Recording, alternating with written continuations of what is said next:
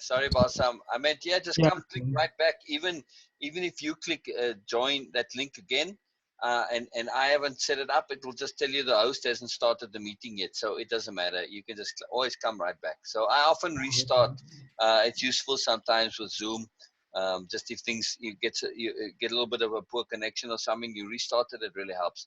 But I like to do it because uh, was on with participants in the Wave Impeccability program before. Sher was on before, and so they kind of have a block time, and I record it because they like to go over it and share it. So just so that it makes the recordings doesn't get overlap on it. So that's the only reason I wanted to restart. So yeah, I've been on Oh, okay. Zoom for a couple of hours now. Oh, so yeah, Sher's back. All right, brilliant, brilliant, brilliant, brilliant.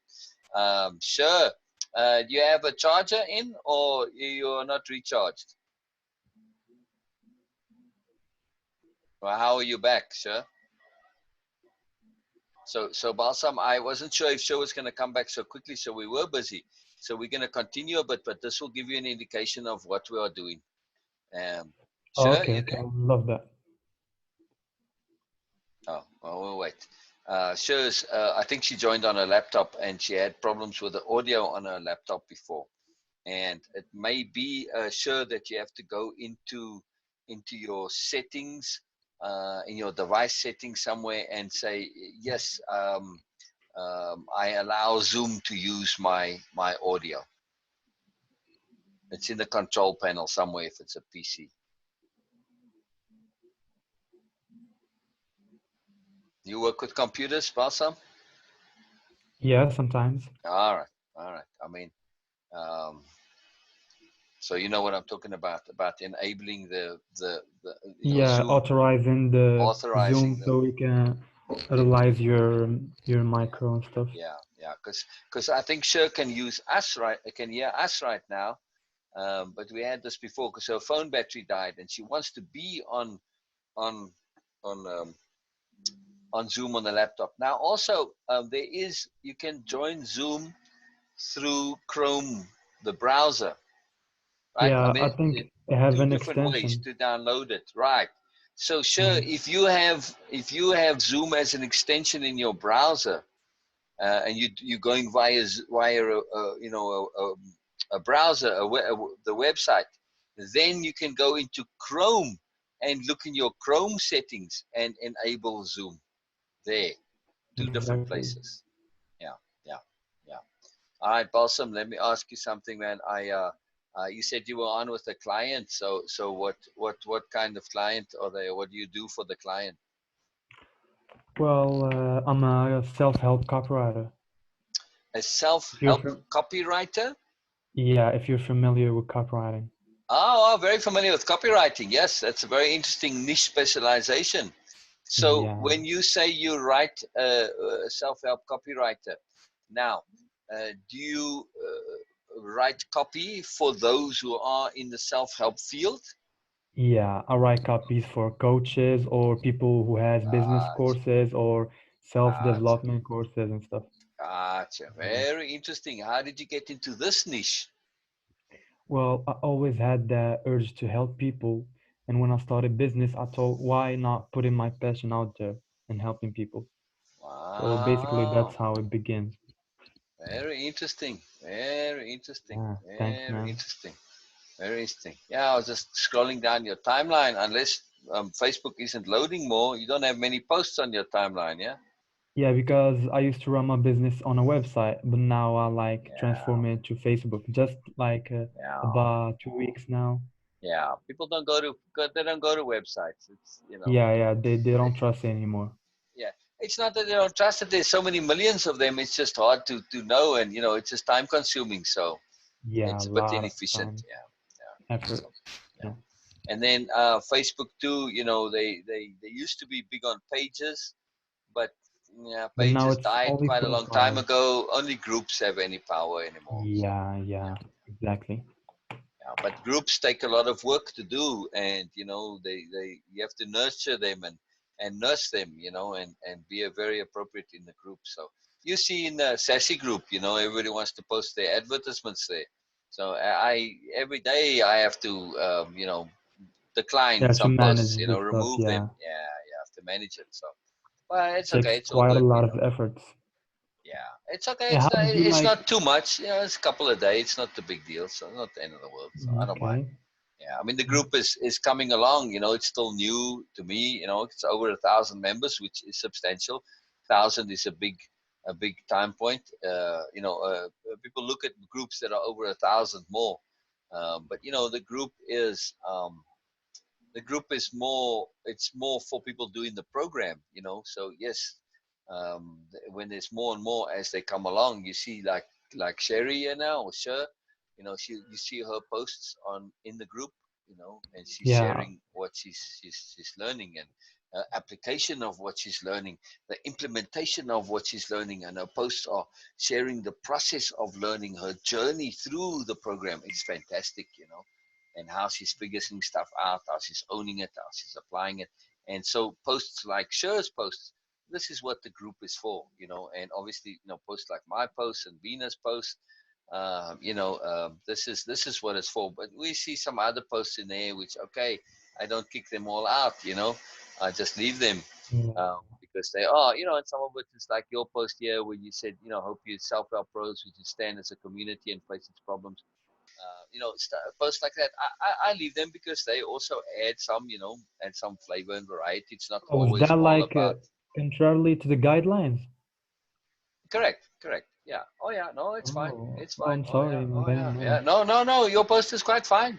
You know. Thanks, man. Yeah. I mean, And if you're you don't mind asking, me you're asking, exploring. It's not a problem. yeah, All if good. if you don't mind me asking, how did you get the group so big in such a short while? I mean, it's quite big. It Uh has thousands of members. right. Yeah. It's not a very long group, and I've done no advertising for the group. You know, Yeah. none, zero, not one little bit of advertising. Keywords.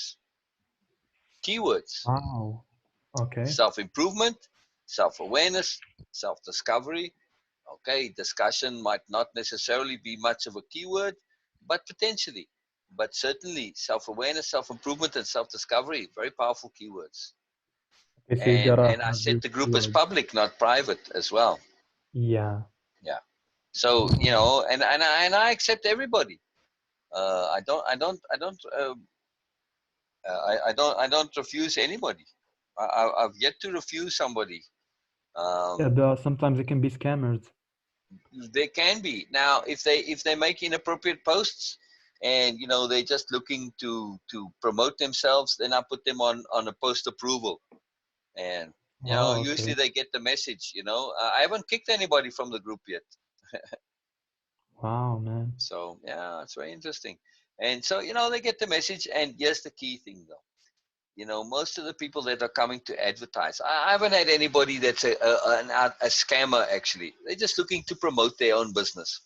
Okay, I understand that And we, how you about know, the we, program? right. So this is what I wanted to say. I've noticed that everybody's in the market for what I'm offering, right? So Yeah. even if they don't get to promote their own product, they get to say, "Oh, here's valuable stuff in this group," and then they stay. So they become somebody who joined the group originally to try and promote their product, and then they realize, "Oh, here's some value in it for me." So I'm okay with that. So I'm okay with it. you don't even promote or advertise your program. I want to, and I will do some more of that, and I kind of need to a little bit, but I'm Yeah. very, very, very cautious about that. Yes. But I do actually need to do that because yes, it's my group. It's appropriate for me to promote my own program, right? Yeah, because Hello, if it's Beena. done Hello. correctly, it would be good. Say again. If it's done correctly, it will be so good. Correct, exactly. Yeah. So yes, it is something that I'm working on, and I have a couple of posts that I do want to make. That just been so busy, I haven't had a chance to make specific posts like this because they are very finesse, very subtle points. Because there's a fine point for me in terms of impeccability where you are pushing your program and you're selling it. I refuse to sell my program. No, this is not a program that is for sale. Anybody who wants to do my program has to come to me, essentially. Yes, I can make them Oh, aware okay. of what my program is, but this is not a program for anybody. It's Yeah, so this definitely is not a what we're program doing for right now. anybody. Right. So if somebody Yeah. wants to do it, first of all, it is not geared to just the common masses. And I don't mean to disparage the common masses and be negative towards them, but if you're not in a space where learning and growth and self-improvement, self-awareness is truly, truly important to you, then this program is not for you. This is an intense program. It is incredibly transformative. I mean, if I say that, it sounds like I'm exaggerating, but I cannot emphasize the profound change. And I can demonstrate it. I can show you, before and after videos of people, and they'll tell you themselves the incredible, profound personal transformation that's taking place. You can see it just on you. When you participate, like his Sher comes back, you'll hear it in what she's saying. How much this is. So Yeah. it's a big deal program, but So you and gotta have the also mindset first. you've got to have the mindset first, yes. Yeah. Not only that, but the program is actually geared to people who are in situations of influence, like CEOs, teachers, life coaches, therapists. This is who it's actually designed for. Yes, as a regular person, of course, you can do this. I mean, if you learn to be Yeah. a psychologist, if you're interested in your own psychology for self-improvement, it's useful to become a psychologist. It's not unnecessary, right? But the program is designed to take somebody who is already a psychologist or a therapist or a CEO or whatever, and to then leverage them into even moreness. So it's a very, very Okay. overview, top level program. So it's a very Transform them to sophisticated the next program. level. Oh yeah, very much. To Wow. the Wow. moreness and to their own realness. To say, I'm a CEO, but now I want to be an even more effective CEO. I want to integrate my CEO, my leadership, and take it to the next level, which is to make it, say, for instance, a more spiritual deal, and to be more impeccable in my being a CEO, to integrate ethics into being a CEO, and to integrate connectivity and to be useful in a way that's not preachy or not teaching people and telling them you got to do this and that, a way that's outside of belief. Oh, this is a very big deal program for transforming whatever it is somebody's doing into more, into more. Beena is a Wow. co-facilitator, That's just by the amazing. way. Yeah. So, hello, Beena, glad you're back. This is Balsam that I was talking to you about. Hello. Okay. Hello, Balsam. Hello. How you doing? Oh, I'm good. How are you? Doing great. Thank you. Excellent, excellent, And excellent. welcome here. I saw your Thank you. post in the group and also your comments. So that's Oh, good. okay. And Yeah, Okay. yeah, Nice to meet you. yeah, yeah. same here.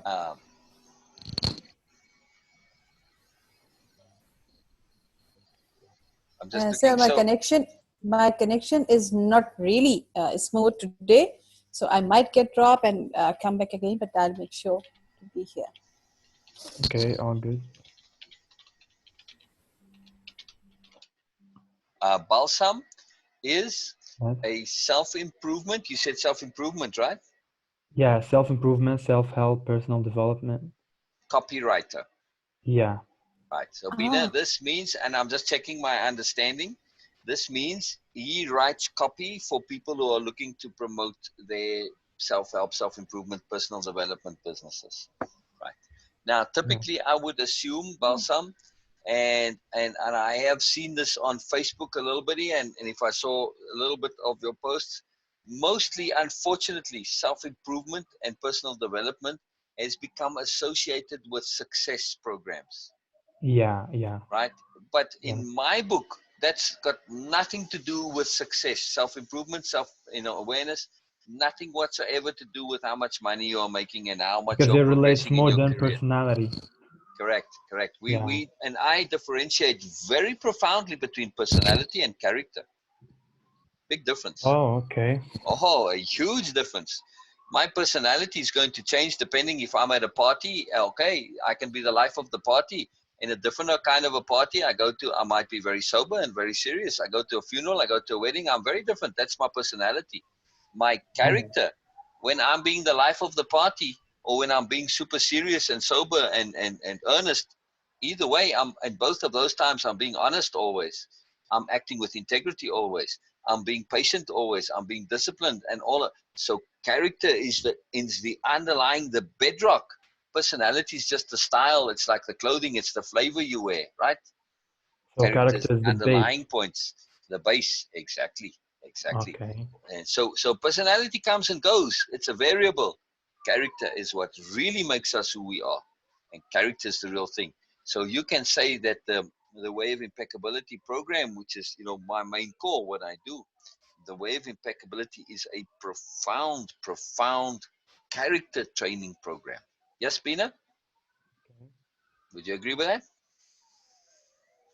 Absolutely, Right. absolutely agree with that. And So, even more because right now we are just introducing ourselves and making introduction now. So it Yeah. is nothing in comparison to what really is. oh, it's so much. It's hard to explain what it is. So, yeah. I can Yeah. share my. I'll share. I'll give you a quick. I'm gonna give you 2 seconds of this only, because I don't want to share it when it's before we have an introduction to it. But I'll just give you a real quick little glimpse of what is underlying the Way of Impeccability. This is a mind map of the A plus philosophy, which underlies the Way of Impeccability. So it's called A plus because you got appropriateness, attunement, awareness, application, authenticity, accountability, alignment, anomalies, attention. A lot of A's. We like the A's. Anyway, so you know, it goes down self-conception, character. We talked about this now. Ways of being, all the ways to ways of living. You know, all the ways you implement all of this. And you know, each one of these, you know, they have their subcategories, and you can go deeper into this. And you know, we can spend a year on this if we wanted to. You know, have it impeccability strategy. It all comes into personal power, not power of dominance or control. Personal power, and of course, it leads to the more.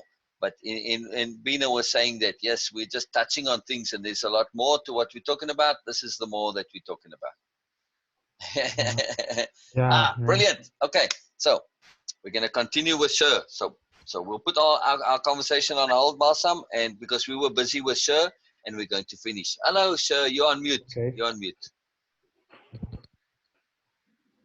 You muted, Sher. There we You go. hear me now? Yes. We can hear you. Yay! Persistence. You're Capital darn P, right. persistence. So, Sher has a superpower, and that superpower is called persistence. Sher is incredibly persistent and thorough and stubborn in her persistence. It's very magical. So you persisted and you got there. Right. Yes, I did. I did. I Yeah. just dug a whole lot deeper. Kind of like everything in my life. Just keep digging Yes, deeper. yes. Beena is having connection troubles, so she just drops off. It's not that she's leaving or anything. It's just that her connection is a little bitty. All right. So Balsam is interested in the program, and Oh, so I said, nice. come and join us. And I said, look, we're gonna continue with Sher, and then you can get an idea of what we do. And this is just a really perfect timing. So It is. Balsam, I would recommend you make notes and save the Okay. questions for Okay. later, Okay. because you're I going to have have my lots of agenda. questions. So yeah. So part of doing the program is making notes in a very Yes. profound way. What Sher is going to be sharing is there's three things that you do when you take when you do a session online of the program. You come and you Okay. do a repeat back of what it is that was in the session online, and that's repeat back is saying you checking to see if you understood what the material was all about. Then you Yes. do a takeaway, and the takeaway is what was meaningful to you, what was important to you, what was significant to you. The third thing you do is you make entries into your own dictionary of power, and that mind map I just shared with you, this is a mind map of my dictionary of power, right? And it's a Okay. dictionary of power of the A plus philosophy. And did you see the mind map share, by the way, sure? Yes, I Okay, did. all I right. love it. Right. So by the way, sure. Let me just go back to that screen share for a second here. Just a little Mr. Mhm. A point, little point of Okay. fun. So you see, we've got appropriateness, attunement, and awareness. Three of the core A's, right? That Hmm. that Yeah. there's a power triangle right there, and that's why Sebastian has three A's in it. Oh, Sabatiin. Three A's. It's not S-E, S-A. Somebody I know spelt it with an E. I'm just teasing you a little bit. I just saw it and I thought, I'll use it as a point to, in a little fun mnemonic point, to connect it to the three core A's. And it didn't I come like about. it. My Sebastian. It's a long time thing, and it's my middle name actually, just to be technical on this. Um, but I changed it as a kid.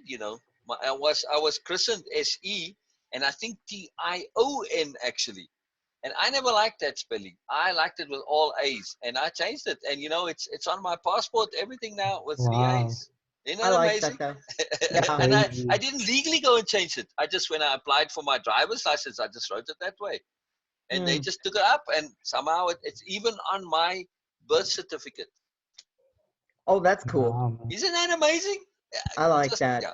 Ah, So it just, you know, it's just something from a kid already, you know, that how this came about. And then I just liked it. You know, I didn't have this 3 A's of that, you know, wasn't fully there yet, you know. I mean, I was Right. 16 when I got my first driver's license, you know. So at least for the motorcycle. Anyway, so this is the dictionary of power is the third thing. So the taking notes is really profound. And now what Sher is going to be doing is a repeat back takeaway and sharing some of the entries into a dictionary of power on a particular session. And this one is, we're going to be doing the life detective and trust, right? Yes. Yes. Okay, brilliant. Yeah. All right. All And right. that So, was yeah, because we had, and I don't remember exactly where we left off. I think I was talking about why, you know, in the forefront of my mind, I very well know why I wasn't seeing myself as good enough to do this. all Um, right, right, and that was right, because of, you right. know, when, and Legacy. Beena kind of nailed it down when she said, you know, yes, we are mirrors of each other. Yes. And So she then said I was, you, yes, particularly in her personal intuitive perception, yes. Beena shared that she feels you are a magnifying mirror. Oh, This is different to just being a mirror. Oh yeah, yeah, it that's the is. point where she broke off. Remember, she just dropped right in the middle of the word Yeah. magnify. It was that, and I said when she came back, I said, "Oh, Bina, you know, you dropped off right on that word magnify." And Is yes, she she is back? right back on the word magnify again. Oh, you know what? Then that's fortuitous. We have to, I need to Triple hear. emphasis now. Yes. That's sure. And so this is a confirmation for us in a just a fun way to say, hey, yes, yes, sure. You are a magnifying mirror. So be aware of this. So whatever you do, you tend to bring out the worst or the best in others. You know, Uh, and you know, you exaggerate them. You're a magnifying mirror. So, you know, and again, now we are going to Yes. later on, we are going to get into the sophistication as a spirit warrior of taking our cueing profoundly, profoundly, profoundly serious. In other words, if we now, we're on this analogy, and I want to make a post about this, Balsam, by the way. oh, Balsam okay. is, Sher, he yes. is a copywriter for self-improvement, self-development, self-awareness coaches. So he writes your ads for you, right? He's a copywriter Nice. for people like this, right? Yeah. So one of the things that I want to do right now to actually bring Way of Impeccability into cognizance a little bit more is to make a very profound post for me. I want to leverage the connectivity because I've been going on about the infection and the contagion. I got a dozen posts about the infectious contagion of Mm-hmm. negativity. So I want to make a post and a Facebook Live to say that, hey, you know, there is a virus out there that you, every one of you, are spreading that's way more deadly than COVID-19. And this is the virus and the contagion and the infection of negativity. Yes. All right. Yeah. So now, sure, when we relate this, and I'm going to use, we talked about this before, the whole morning we've been on this already, right? Yes. Let's Yeah, but apply it's this to important. you as a magnifier. It's a magnifying mirror. So now when you say, oh, you know what, when I go out and I'm going to spread the virus, you know what, for me, I'm not just a regular virus spreader who infects maybe one or two people. Oh no, I'm going to infect 5 or 10 of them, right? And my virus, even if I infect one person, they are going to catch it really potently from me. I'm a magnifier. So you have to be exceedingly careful about how you go and be very diligent because you magnify. So whatever people get from you, they magnify. And you magnify what they get. You exaggerate it in your own way too.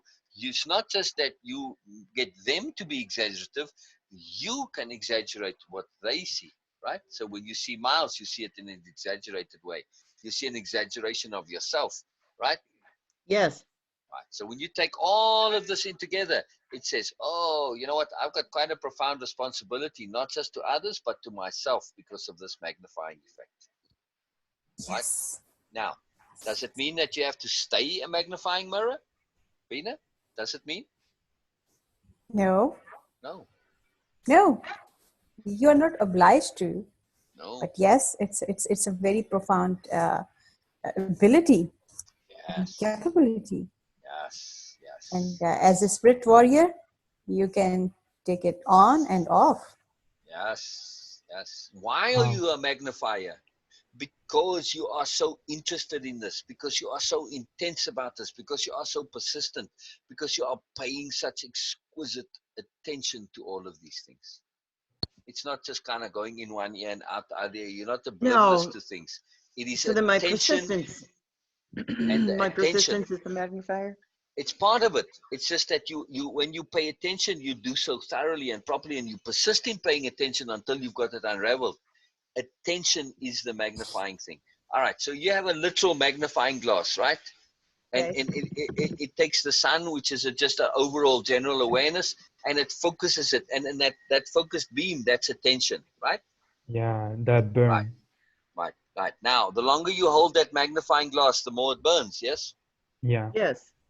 There you go. Your persistence is the length of time you hold the magnifying glass of attention.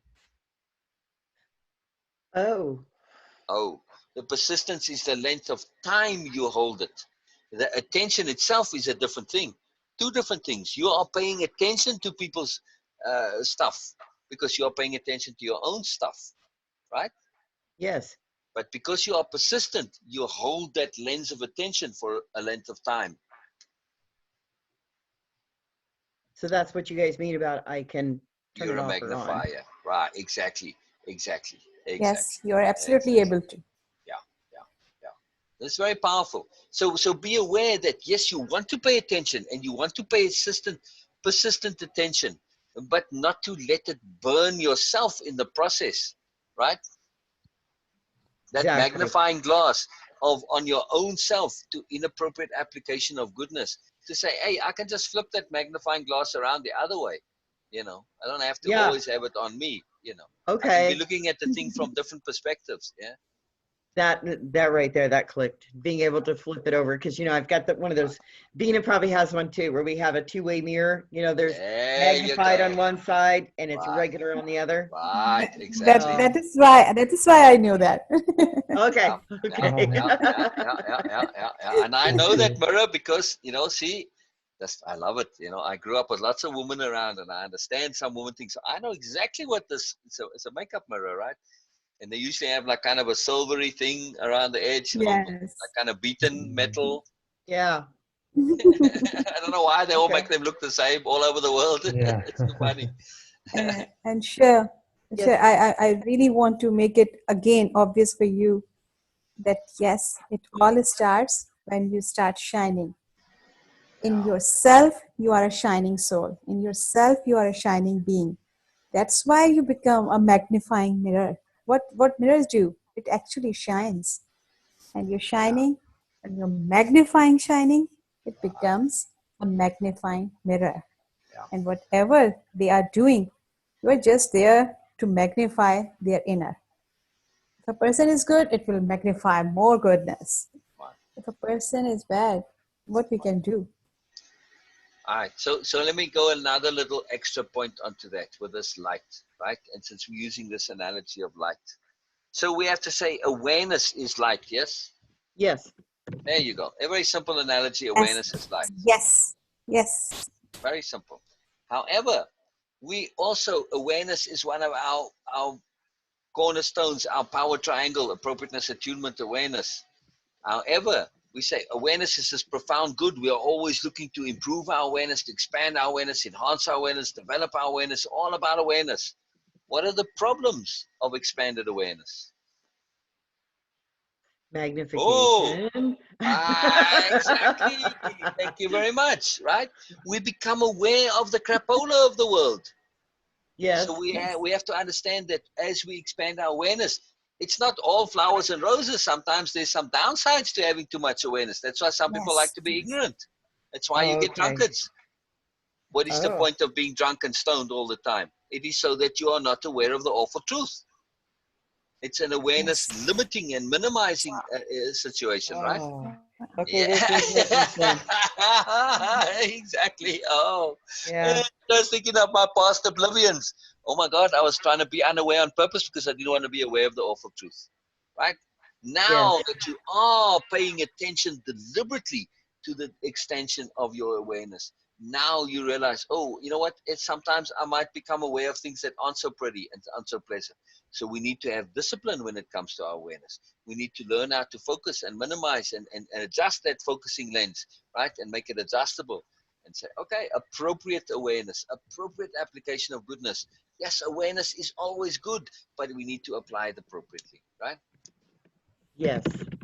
So just Right. know, Now it's making sense. yeah, just because you're more aware of stuff, you're also going to be more aware of the crap and nonsense in the world.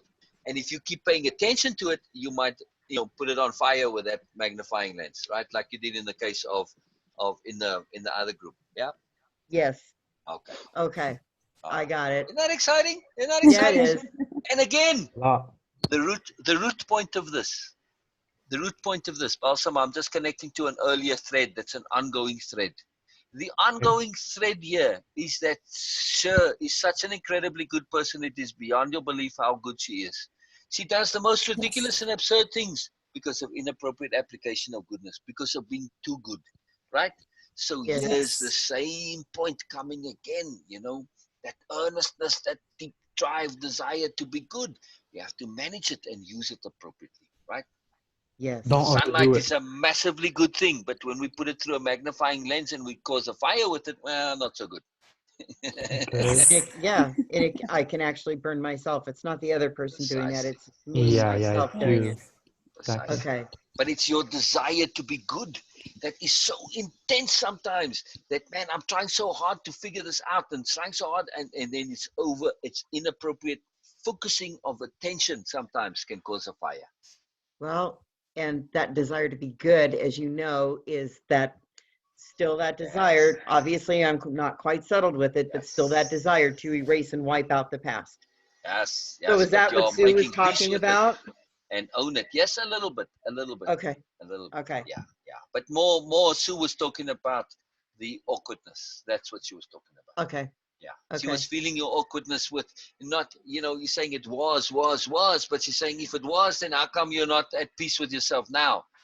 It's because of the awkwardness. And the Awkwardness. awkwardness, again, Still there. it is inappropriate application of goodness, right? Right. So this awkwardness that we are talking about is Sure feeling slightly awkward with the idea of being more.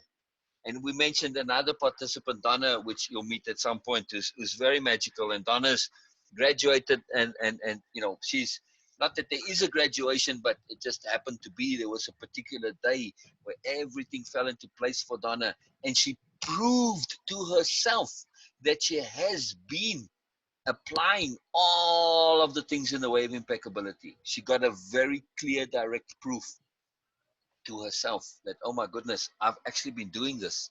And in that day, she accepted her divine self. This is her conception. It's part of what we do, her self-conception of divine self. And she said, oh, you know what? I actually am this. I can own it. And so I have proof of it. Mm-hmm. And it was Mm-hmm. very emotional. She The couldn't speak belief. for a long time. She was so emoting. It's a very big point. So this acceptance of self, this is the point, and this is the awkwardness that Sue was feeling. Sue was another participant on earlier, feeling in Yusha, that you're not fully owning this, your divineness, your moreness, your magicalness, your lotusness. It's like you're talking about it all, but in some way you're not fully reconciled. She thought you're not fully reconciled with the past, but I don't think it's the past that you're reconciled with. That's no problem. It's the No. present that you're not fully reconciled with. Yeah. It's the moreness, the magicness, the divineness. This is what you're not fully Well, reconciled with. And and rightly so. And yeah. rightly so. To Yeah. reconcile with our divineness, to claim and own our moreness, to claim our magicalness. This is a process that requires intense thoroughness. Yeah. Yeah. I can't just wake up and say, "Here I am. I'm all better." Can't do Right, that. right. So Donna, that emotional release, and Donna was really in tears for a long time. This, was a Mm. big deal. She could hardly speak. Oh, makes me emotional just thinking of it. But it was because she had been persisting and struggling with this for so long. And she's saying, yes, but she kept on getting these examples in her life that were kind of like the universe coming and giving us a smack and saying, you got more to learn. You got more to learn. And she's saying, yes, but I am learning. And then she kept on getting this. And she was like, man, when is this going to, when am I going to? And that was the relief when she finally could say, it all fell into place, because she'd really struggled, and there was a lot of forbearance involved in getting to that point. She had gone through long periods of awkwardness, of struggle, of uncomfortableness, of indecision, of self-doubt, of all this stuff, right? Right. But it was because, impeccability, like you, she's very stubborn and very persistent. And through that stubbornness and persistence, also thorough in making sure that when she owns her fullness, that there's no bullshit involved. Not one single iota of bullshit. See, that's where that's where I want to be. Exactly. So know that the awkwardness that you're in now, the self-doubt that you're in now, it's a good thing. Keep at it. Keep at it. Keep resolving it. Just keep questioning it. Keep at it. Just keep persisting, because you are being exquisitely impeccable in this. And this is the one area where we can overdo things. It's okay. Okay. Because when you come to that point where you say, yes, okay, I have proved to myself that I am more. This is an indisputable proof. I've struggled through it. I've persisted. I've checked every single possible variation that I can possibly check. I know now. I know it for a fact that I am this. And that's the point that made the transition. There was a magical happening in Donna's life. She can tell you about it. That was a very physical, direct proof for her of her persistence and her application of impeccability. It was proof of her impeccability, of her divineness, and her ability to materialize as well. So it was all wrapped up into one thing. It's very incredible. So yeah, exciting to look forward to. Yeah. It is something to look forward to. It's part of the process that we go through. Yeah, it's definitely something to look forward to. So just appreciate this about yourself. That, hey, my awkwardness is part of my impeccability. It's part of my goodness. Yeah. I'm being thorough. Okay. I guess visually I'm imagining a colt learning to get up on its legs, and say, yep, I can run. Exactly. I can run right alongside those big horses. Exactly. But also what you are doing, you have this checklist, you could say, of all your doubts, right? And you say, yes. Am I really this? Am I really this? I better prove it to myself. But as we are going through the program, slowly but surely, you're checking off all of that long list of doubts, right? Yes, I am. They are valid doubts. They need to be there. You can't just say all of a sudden, oh, I'm divine, I'm magical, I'm more, I'm impeccable, I'm all this stuff. No. That would just be ego. Yes. Right? So we have to be thorough in this. We have to check it through. This is your impeccability. So just own your impeccability and know that the process of doing this checking list, yes, it's, it's necessary, and that's all. And then you're at peace with it, even though it's awkward and uncomfortable. Okay, it's necessary though, right? Yes. It's necessary. It's very powerful. So now you can celebrate your impeccability, even though it might be result in awkwardness. Doesn't matter. Celebrate. That's okay. Celebrate it. You're in process of being impeccably checking and testing and proving to yourself that you actually are more. Right? Yes. Right. Well, I keep going back to the fact that very, you were talking about the checklist. I do. Yes. I have in the front of my head. I'm very pleased with the fact that I do trust myself. That is a big one for me. That was a big one. And that I am patient, that I can practice patience, and several other concepts. Liking and loving. And now I just feel like the rest of it, like you said, it's more of my to-do list, my task list. All right. So let's put this into a little bit. It comes in a later session. We haven't gotten there yet, so we're going to jump a little bit ahead. But there's no linearity to the way of impeccability. It's all connected, right? Right. So what you are doing, you've been owning yourself, and you've been making your own the concepts, right? The conceptions, the understandings, the learning. All those terms into your dictionary of power are your terms. Yes. Not my terms, not Venus terms, not the way, they're your terms, right? Yes. You've owned those. Now, though, there's one third step. You make it you make it your own, you own it. And the third step of that is, because making it your own and owning it's kind of slightly the difference, right? So small difference, but subtle. The third point is self-proving it. That is where I'm at, is testing. Testing, exactly. Testing is absolutely essential, because I can say, yes, I've made the concept of impeccability my own. I own impeccability, but I own it. Yes, I love being impeccable. But how do I know it's not just my belief, my fantasy, my ego? There you go. How do I know? Through testing. How did you know that question? Exactly. Now, I'm sure you asked me that. It's a Facebook Live that's coming. It's called How Do I Know Thee? Just remind me, put a little asterisk on there. How did I know that question? Yes. How do I know many of these questions? And this is a very profound Facebook Live we're going to have. It's the reading of a poem called How Do I Know Thee? Because yes, you'll see. It's the underlying to this. All right. Anyway, so I was saying that now we come to self-proving it to ourselves. This is why there's a session that is about self-proof and self-proving it to ourselves. Because if we don't take that extra step of proving it to ourselves, testing it, this is what Donna, the release for Donna, she was testing herself. All these magical things happened around her, but they were always tests. And then she got the proof, the final, and through all that testing, she saw, oh, I was actually proving myself to myself that yes, I actually do have this. It's not just wishful thinking. It's not just fanciful thinking. Without the self-proof, we can never be sure. Our ownership is not complete without the self-proof, right? Yes. And this is, it's not actually that you're doubting yourself. You are doubting the proof. Without proof, you have to have doubt. Otherwise, you're just arrogant. Exactly, and I'm not. No, I don't want to do arrogance. We can believe in ourselves. I can believe that I'm impeccable, but I'm not going to know indisputably I'm impeccable until I've proven it to myself. Right? That's how I accepted trust, is because I proved it to myself. Exactly. So all of these things that you're undergoing now is self-proving.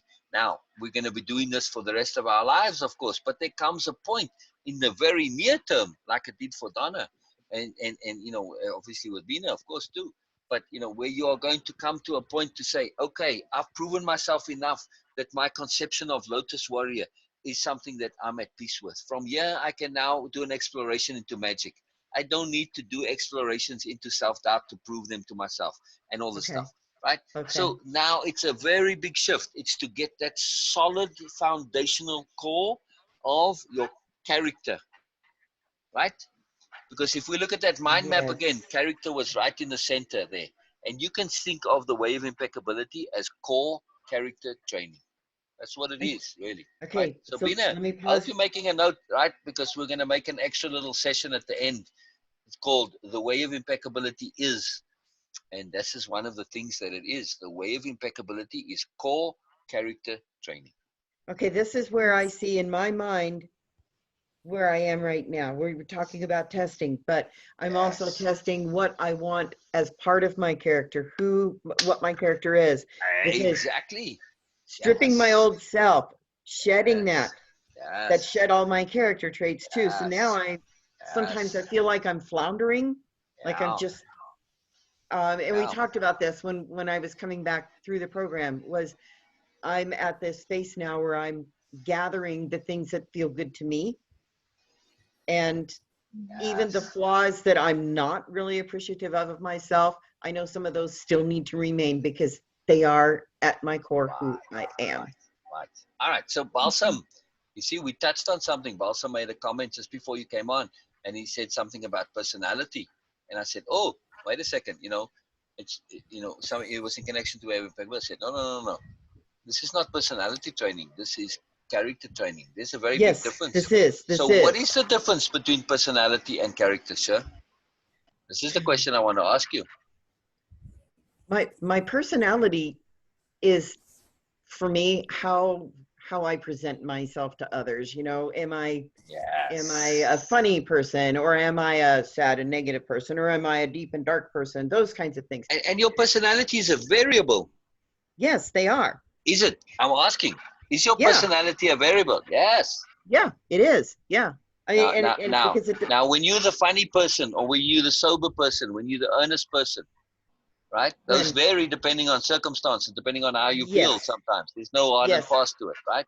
Right. What is the commonalities between those various personality applications? My character. Thank you. Very simple. Yeah. When you were being earlier, when we're talking earlier, right? And you were being resistant to the labeling. Personality is not labels that we wish to attach to. They come and go. Our character, though, this is a constant. I'm always patient, whether I'm being cheerful and happy, whether I'm being sober, serious, extravagant, whatever. I'm always honest. I'm always earnest. I'm always acting with integrity and impeccability. I'm always appropriate. I'm always acting with awareness. I'm always in attunement. This, the way of impeccability, in other words, this is my constant. Yes, the way of impeccability. I am seeking, here's for me, I am seeking the way of impeccability to help me fill in, develop, and grow with my core self, my character. Yes. So I'm replacing, way of impeccability is replacing everything in the past. Yes. Now, when we talk about the way of impeccability being a toolbox for deliberate living, it's huge. The way of impeccability also a toolbox which allows you to apply whichever personality you wish to choose? Yes. From the way of impeccability, we can have, it's like this magic dressing box, like you're a stage props, right? And you can just have your magic, and you can make any prop, any costume, right? Yeah, I can open up my trunk. The way of impeccability is that trunk that allows us to put on any particular costume or attire, or be any particular personality. Okay, in the movie world, it would be a character now, right? Yes. It can be anything. Yes, Beena. And filled with goodness. I want to ask Sher. Sher, you said that right now that way of impeccability is actually stripping away all from your past. No, it's filling in what I've stripped away from my past. That's a very nuanced difference. Yes. It's Yes. This is what I want. What you stripped away.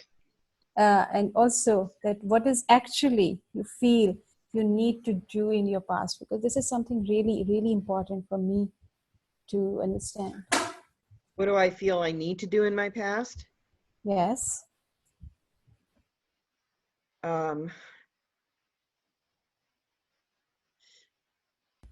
Or do with your past, maybe? Some forgiveness. Yes. That's it. Forgiveness. Wow. Forgiveness for sure. Yes. And from Sher. Wow. There are a whole lot of people who needs that and who are waiting for that. Their souls are waiting for that. Yep.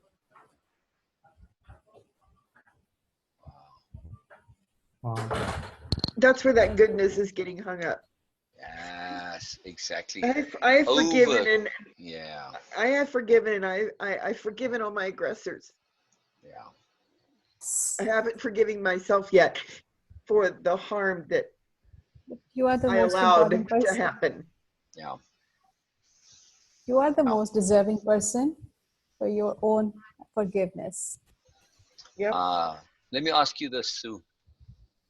It's a big point. When we truly understand, then forgiveness becomes sort of irrelevant anymore. We don't need to forgive when we truly understand. So what is it about your actions towards yourself that you don't understand?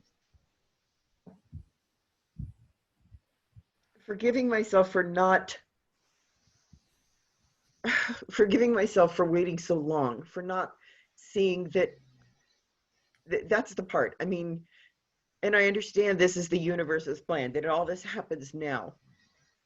But forgiving myself for wasting my life all those years. Yes, there it is. Beena was profoundly depressed and nearly quit the program for the exact same reason. Can you believe it, Sher? Can you believe it? Beena, magical Beena that we know, for the exact same reason. She said, but I wasted all my life before this. Now, when you look at Beena, It's a Us preposterous is, thing in Beena, right, Sher? We can say, Beena, come on, give her a few smacks there. Right? It's not the same circumstance. But you see the preposterousness of it. Yes. There's no waste involved. uh, It is what it No, it is. wasn't. It wasn't, because that's why I said, I mean, when we talked earlier about how Christmas has a new meaning now, because I do get to open it. I've been opening gifts all day long. No. oh, Wow. I have literally been opening gifts Wow. all day long, unpacking all of these gifts. Yes. unpacking, Unpacking. Yeah. unboxing. Yes. Yes. And Yes. this is what I was expecting also, with the forgiveness, that you will say that, oh yes, unpacking and unboxing of so many false beliefs from past. Yes. Sure.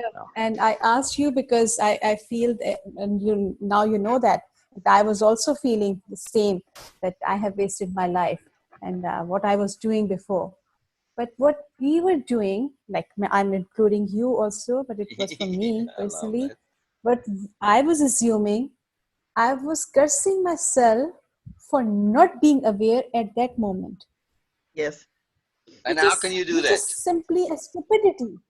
Which is Yes. simply a A stupidity. stupidity now. Yeah. Now it's a Yes, stupidity now. yes, Yes, it was a stupidity then, yes, but you can't hold your unawareness yes, against yourself. Yes, because yes. I was cursing myself for not being aware at that moment. Yes. And this is what, I'm sorry to say, Sher, with all due respect, this is what you are also doing. Yeah. You're I cursing. know.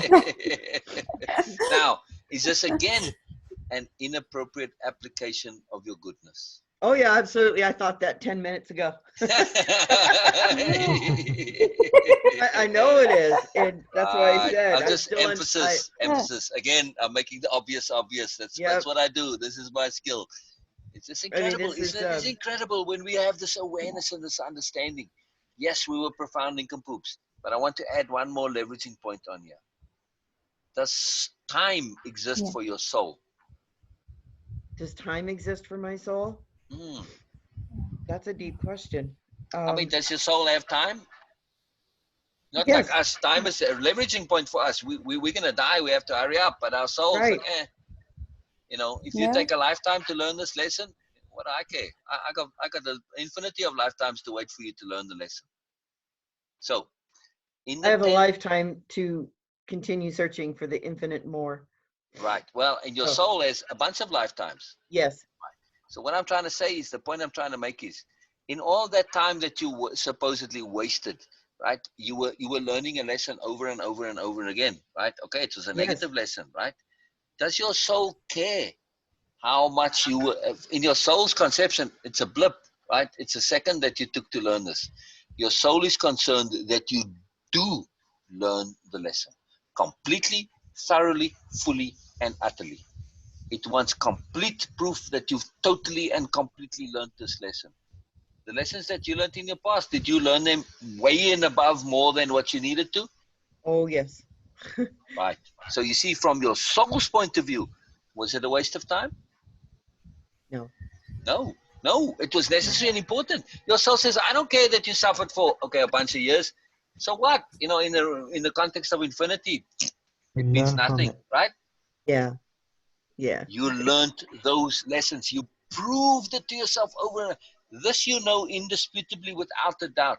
This is burnt into your soul now, this stuff. This is not something that you can easily forget, right? No.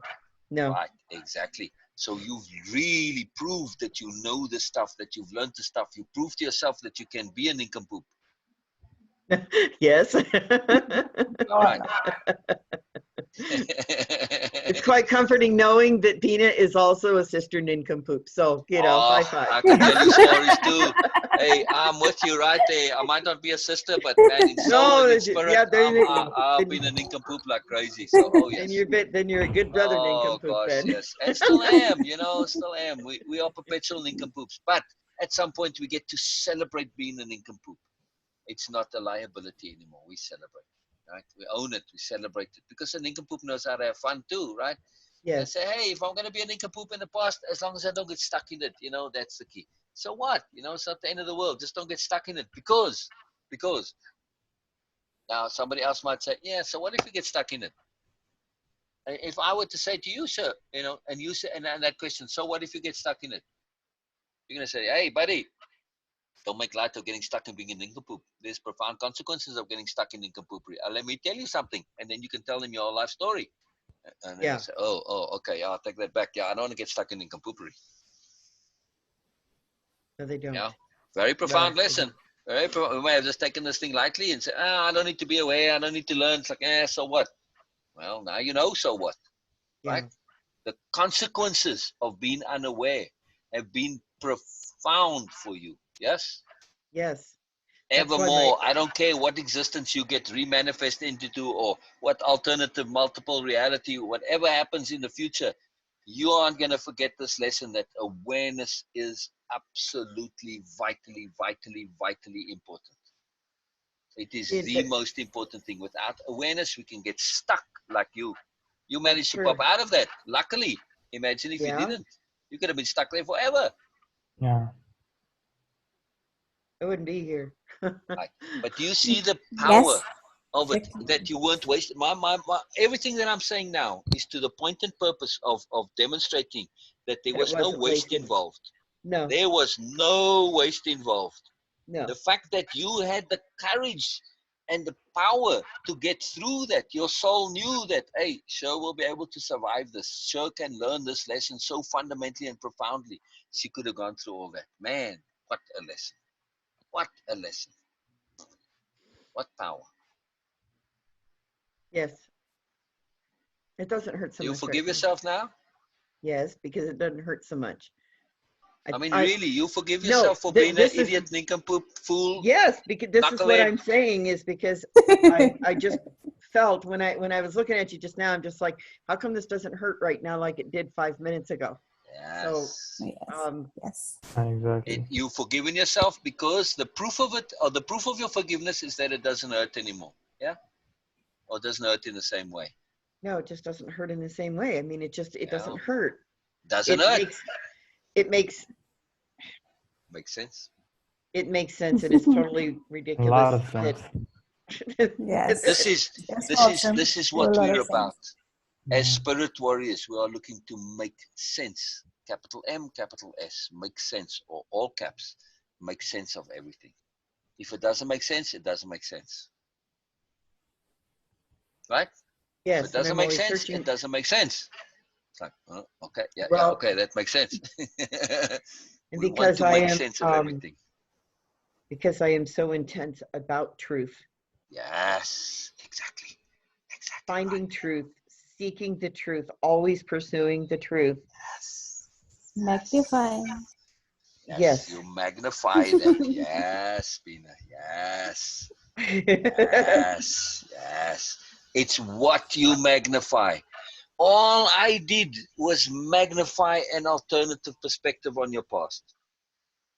Okay. This is all I did right now. That's all you did. I shifted perspective, and through this magic of perspective shifting, I waved that magic wand of perspective, and suddenly we see, and now it makes sense, right? So we've got to keep perspective shifting, keep magnifying, keep dialing in that lens until we find the perspective where it makes sense. There always is.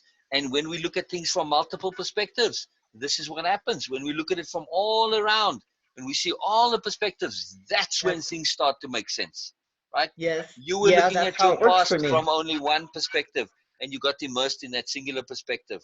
That perspective of feeling a victim, of self-pity, of feeling sad, and all this nonsense. No. Things make sense in the overall. Now, if you have any kind of belief in any kind of deity, in any kind of supremeness or any universe, anything, how can you not believe that things make sense in the grand totality? This makes no sense to believe that things cannot make sense. Of course they have to make sense. If you have a sensible deity, a sensible God, a sensible universe, how can things not make sense? Of course they have to make sense. Yes, they do. Right. So if you believe, you have to believe that things make sense. We just might not see that sense. But that just means that we don't have enough faith and enough persistence. We've got to persist until things make sense. That's when I put my Columbo hat on. Yes, exactly. So we have to persist So now you have a focus for your persistence. I do. Let me go back to my mind map. Look at what's at the very, very top of the mind map. Can you see? Oh, Makes Yeah. sense. makes sense. Yeah. Everything needs to go up in there. We need to start. It's at the top, yes, because it's going upward, but yes, the flow of the mind map is going downward. So it goes both ways, right? We start from this assumption that things make sense. Now, those arrows that are going up over here, they need to go Right. both ways. The thing won't Right. allow it, right? These need to be Right. both ways. So this software won't allow it. But so we start from this point. See the grand scheme, meaning of life. It makes sense. If it doesn't make sense, then then you're basically saying that your God is they're kind of a bit of a knucklehead. Aren't you saying that if things don't make sense in the grand scheme, then what are you saying about God or Allah or Krishna or whatever your perception of the universe, right? What, that I know more? And that's a no-no. Exactly. So we have to insist that they have the sense and the power and the sensibility and the goodness to make sense of everything. Everything has to make sense in some way. Yes. It has to. It has to. It absolutely has to. If you aren't seeing the sense, that's because haven't persisted far enough to find the sense. So I haven't this thought is it the through. focus of your persistence. This is the focus of your life detective, is to make sense of things, to see how it makes sense. We are starting with the fact that it already does. We're just taking this for granted, right? So now we can even work backwards. We say, if it makes sense, how does it make sense? This is what I was doing earlier with perspective shifting on your perspective on the past. I just assumed, I take for granted it makes sense. And then I say, oh, how does it make sense? And then, I see, okay. And then I can just share how it makes sense. It's very obvious. When I say I make the obvious obvious, that's the obvious that I'm making obvious. How things make sense. Obvious. It's very simple, really. Yeah. It sounds wonderful when I do it, sometimes, but it's really very simple, It's very, very simple, right? So now when you start doubting and when stuff starts overwhelming, you just say, oh, wait a second, this has to make sense somehow. How does it make sense? In what context does it make sense? From what perspective does it make sense? I've got to keep on with my detective work until I find all of the different angles, different clues, different perspectives, and I can see the entirety of the picture. And that's when things make sense, right? I need more information, need more input. Cannot compute, need more input, right? We gotta be a data. Exactly. Yeah. Well, see, now things are making a little bit more sense, because now it also puts into perspective why I was feeling the way I did about, separating from the other group, why I was so bothered by any of these things, or it does. All right. So persistence is a superpower. Yes, right? it is. But It's the key. if it's one track persistence, not so much. No, it's got to go both ways. And not just both ways. We want Always. multi-perspective persistence, right? Multiple tracks, not just one track. It's not about even going back and forth on the same track. No. We want to have all the different things. If we just get stuck in one bubble and we persist inside one bubble, then we can get caught up in that bubble, right? Yeah. Yes. Expand. This is a very profound Yes. lesson for you, particularly with your superpower of persistence. To be aware of getting stuck inside a bubble or on a single track. In the past, when you were being that nincompoop for so long and you were wasting time, that you thought that was you being stuck on a one-track persistence. Like I have been all week. Yes. Oh, okay. Right. Okay. So say add another superpower. Make a point of developing this next superpower, and that is the superpower of perspective shifting. Yeah. Be persistent in perspective shifting. Absolutely. Right. And be persistent in making sense of things. In order to make sense, you have to perspective shift. You absolutely have to shift to multiple perspectives. We cannot see the grand scheme make sense without perspective shifting to multiple perspectives. And so now you're leveraging your persistence to leverage it into perspective shifting and to making sense. Yes? yes. It's And all not part of the same thing. Not to allow myself to guilt myself for any of those perspectives that may not sit well with me. What is guilt but a one-track persistence? Yes. That I'd agree with. Yeah. Right? I'd agree with that. That's what it Guilt is. is guilt is totally One-track inappropriate. persistence Yeah. or shame. Same thing. One-track And I persistence. do not like shame. I reject shame. I don't want to feel it ever again. Exactly. They're all one-track nonsense, right? But persistence is a superpower, but like any superpower, it can be misapplied, right? Yes. So we have to apply To our being superpowers appropriately. Right. persistent in the wrong direction. So It's you want to be one-track persistent mind. in making sense of things. Yes. In order to make sense of things, you have to do multiple perspective shifting, right? Yes. So now your entry into your dictionary of power under the entry of persistence, because it's already there, in the expanded understanding of it, add to you what persistence means. For you, it means not single track persistence, multiple track, multiple perspectives. It means persisting until things make sense in the grand scheme. And they only make sense when we have magic and joy and superlative and wonder and awe. When we say, yes, hell yes, see now, yeah. That's when it makes sense. When we see the sublimeness of everything, yes? Yes. I'm writing down my That's persistence what we want to in my persist dictionary. until that point of reverence, that point of awe, that point of just mind blow. Man, this is incredibly magically fantastic. This is what we want to persist. That's making sense. We want to persist to that point, right? In Yes. other words, if you're miserable, then you can say inappropriate persistence in action. Yeah. Well, because I know I choose all this. So That's the other okay. point. That's the other point. An awareness that you choose it. Yes, this isn't happening to me. This is stuff that I chose. I chose to get stuck this past week. Exactly. But it's There again. this habit Yes. of single track persistence. It is a Oh, skill, okay. it is a superpower, but it's also a habit that needs to be shifted. But we're just going to leverage it. I don't want to say I don't want to be persistent because, man, it's very useful, but I don't want to be single tracked persistence. I don't want to be Okay. persistent in going down a spiral. Okay. I want to be persistent in upward spirals, not downward spirals. Spirals that open outward, the other way, right? Yes. An upward spiral, you're going towards bigger and bigger circles, right? Downward spirals go towards narrower and narrower circles, yeah? Until you get Yes. stuck in misery.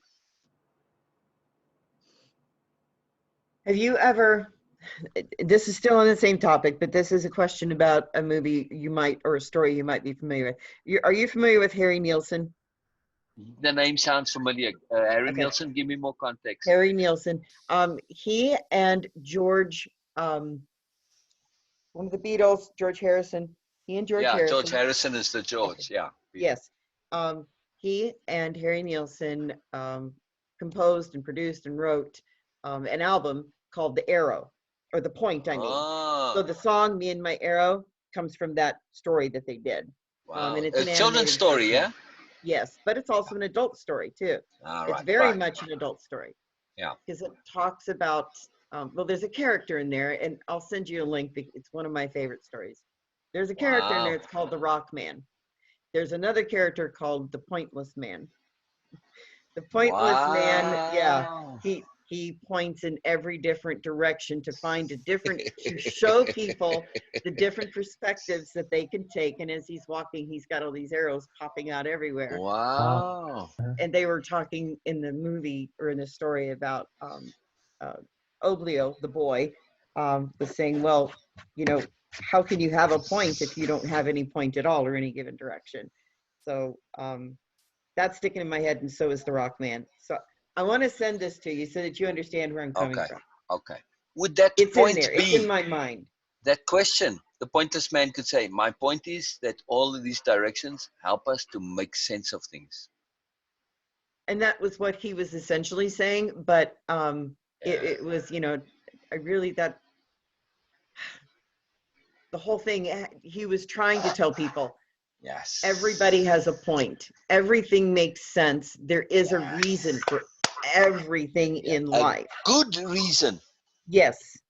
Yeah. Not just a reason, a good reason. Well, The whole story is written based on, it's called The Point because the whole town has a point. Everything has a point in the town. Wow. The metaphors are really deep and huge. The buildings, Love it. the dogs, flowers, everything is pointed.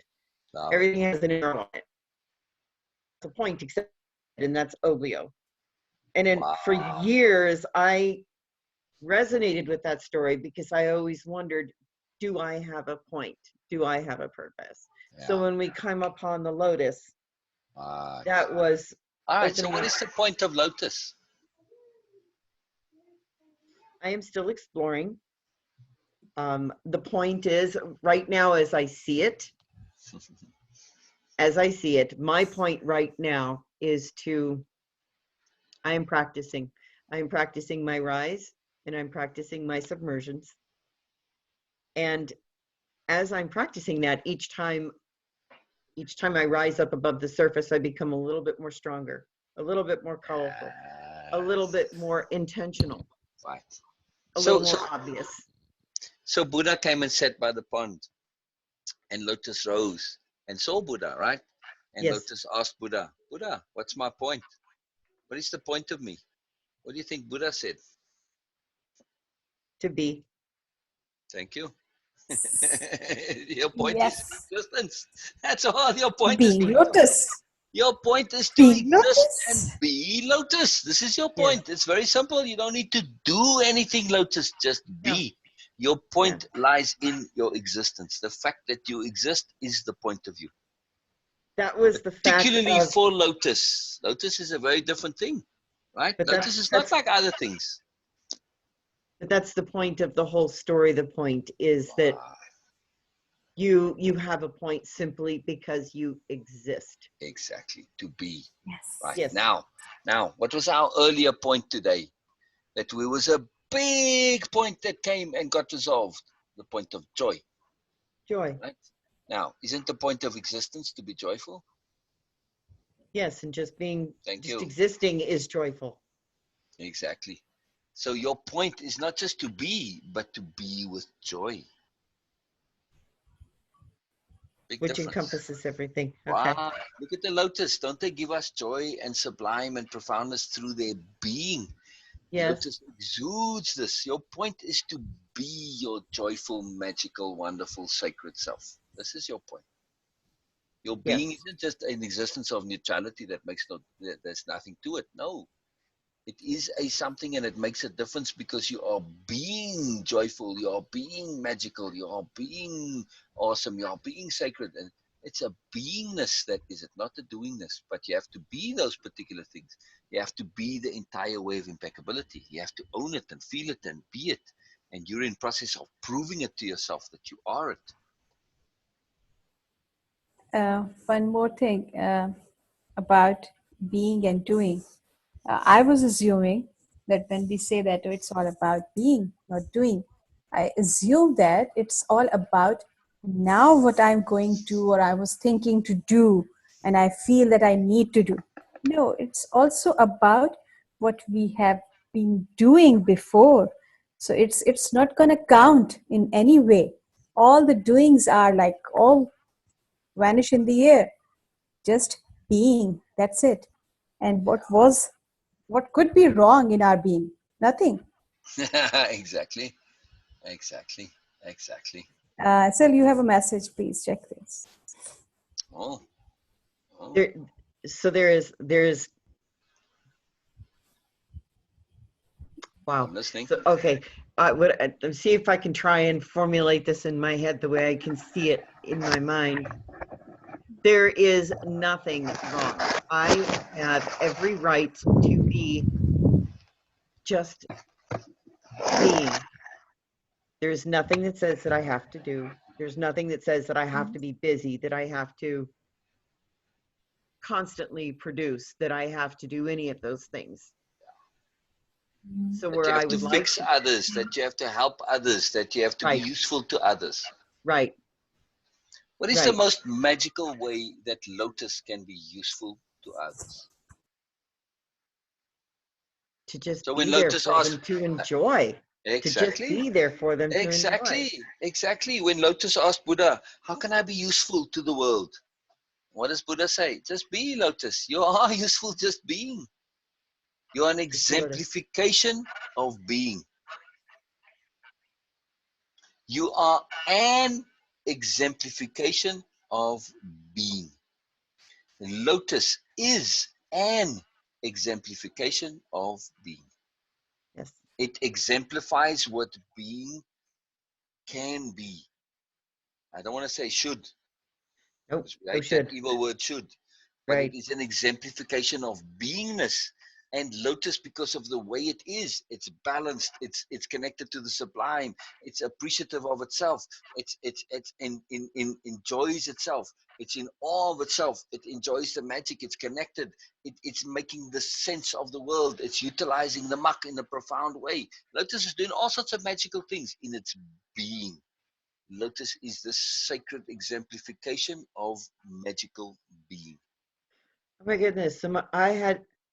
This just came to me. I don't know why. Maybe Say. I have gone through everything that I have gone through, not to do, just to be. Yes. To accept Finally. who I am. Yes. Okay. Yes. So it wasn't Thank you, a Lotus. Thank waste. you, Buddha. Yeah, it wasn't a waste. It was so that I could come to that point of I am worthy of love, of goodness, of everything good and moral and right in the world, because I am here, because I Yeah. am alive, because I'm just being. And your Yes. being is useful. Your Yes. being is useful. And necessary. If I go and pick Lotus, can I eat it? Oh, yes. You can. Right. And you see my point? Yes. So if you are just being you, somebody can come and pick you. They can harvest you. That's sharing, right? Yes. When you share your posts, for instance, that's an exemplification of your being. Since that was the session that we were on right earlier Huh? today, right? When Right. you sharing your posts the way you are doing them now, they are exemplifications of your being, right? Oh. Yeah. Oh, Yeah. say that again. I can't say it like you do. Oh. Yeah, exactly. Now I can harvest that. I can harvest that beingness of yours, and I can consume it and get value out of it. They're very useful posts, but that's not the point of them. Lotus No. doesn't grow to be eaten. If you choose to go and harvest Lotus, and you harvest its magic, you harvest its beingness. This you can do. Okay, harvest in the sense of picking the flower is now not a good example, but when you harvest the abstract, you don't kill the flower. You just harvest their fruit, as it were, right? Yes. So your posts are the fruit of your beingness. They are exemplifications of your beingness. Yeah, They're the seeds. they're the seeds. Exactly. Yes. And how useful are seeds? Extremely. Without the seeds, nothing else is going to grow. Most Exactly. important thing. Exactly. What you were saying, Balsam? I say it was the most important thing, the Yes. seeds. Yes. Yes. Yeah. The most Exactly. potent, the most important. Exactly. Yep. And every single entry into your dictionary of power is a seed. Yes, it It's a is. fractal conception. It's you packing so much into that seed. And all we need to do is now it's all in there, all that information. You just need to water and nurture that seed, and it grows into this magical thing. Like, for instance, the seed of persistence now. When you water the seed of persistence, you get multiple perspectives, you get making sense, you get continuing until it makes sense, and you get also the understanding, wait a second, I'm taking for granted, I know that things do make sense. I have to persist until I get to that point. Because if I don't, then I have not enough belief. And then I'm one of those, oh, ye of little faith, that applies to me. So I Yeah. have to insist that things make sense. Otherwise, the whole universe doesn't make sense. Right? Then I might as well just give up on life. So I insist that things make sense. And through that insistence, I see how they make sense. It's not, do they make sense? No, it's how they make sense. Yeah. I make sense. Yeah, exactly. Right. Not I will you make make sense? sense. Exactly. No, just I make sense. That's Exactly. ooh, that's almost like the same as I Exactly. am. Precisely. That's Lotus logic Yes. right there. Lotus doesn't have to say why they make sense. They just say, I make sense because I exist. That's it right there. I mean, that's what I'm seeing up here and feeling Yes. here. Yes. Yes. I love that your hair is Lotus white, by the way. Oh, Thank you.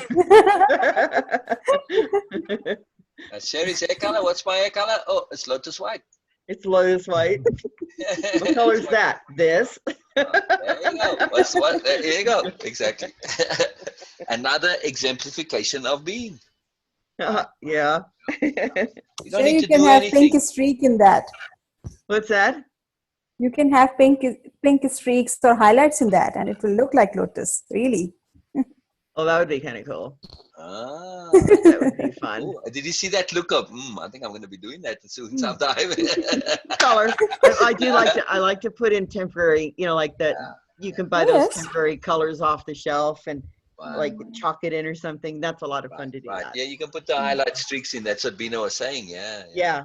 A pink Beena that you said? Yes. Yeah, pink. Yes. I just I don't want to make it ever permanent just because you know I don't like We doing don't things like that are permanent. irreversible. Yep. No Right. absolutes for us. No absolute vodka. No. Sorry, absolute vodka. Is Balsam aware of that? About the whole absolutes? Was he in on that? No. He'll get there. We'll share it and we'll get there. It's another time, another story. So, He'll get there. Yeah. Okay. Okay. Just to encapsulate again for myself about doing and being concept.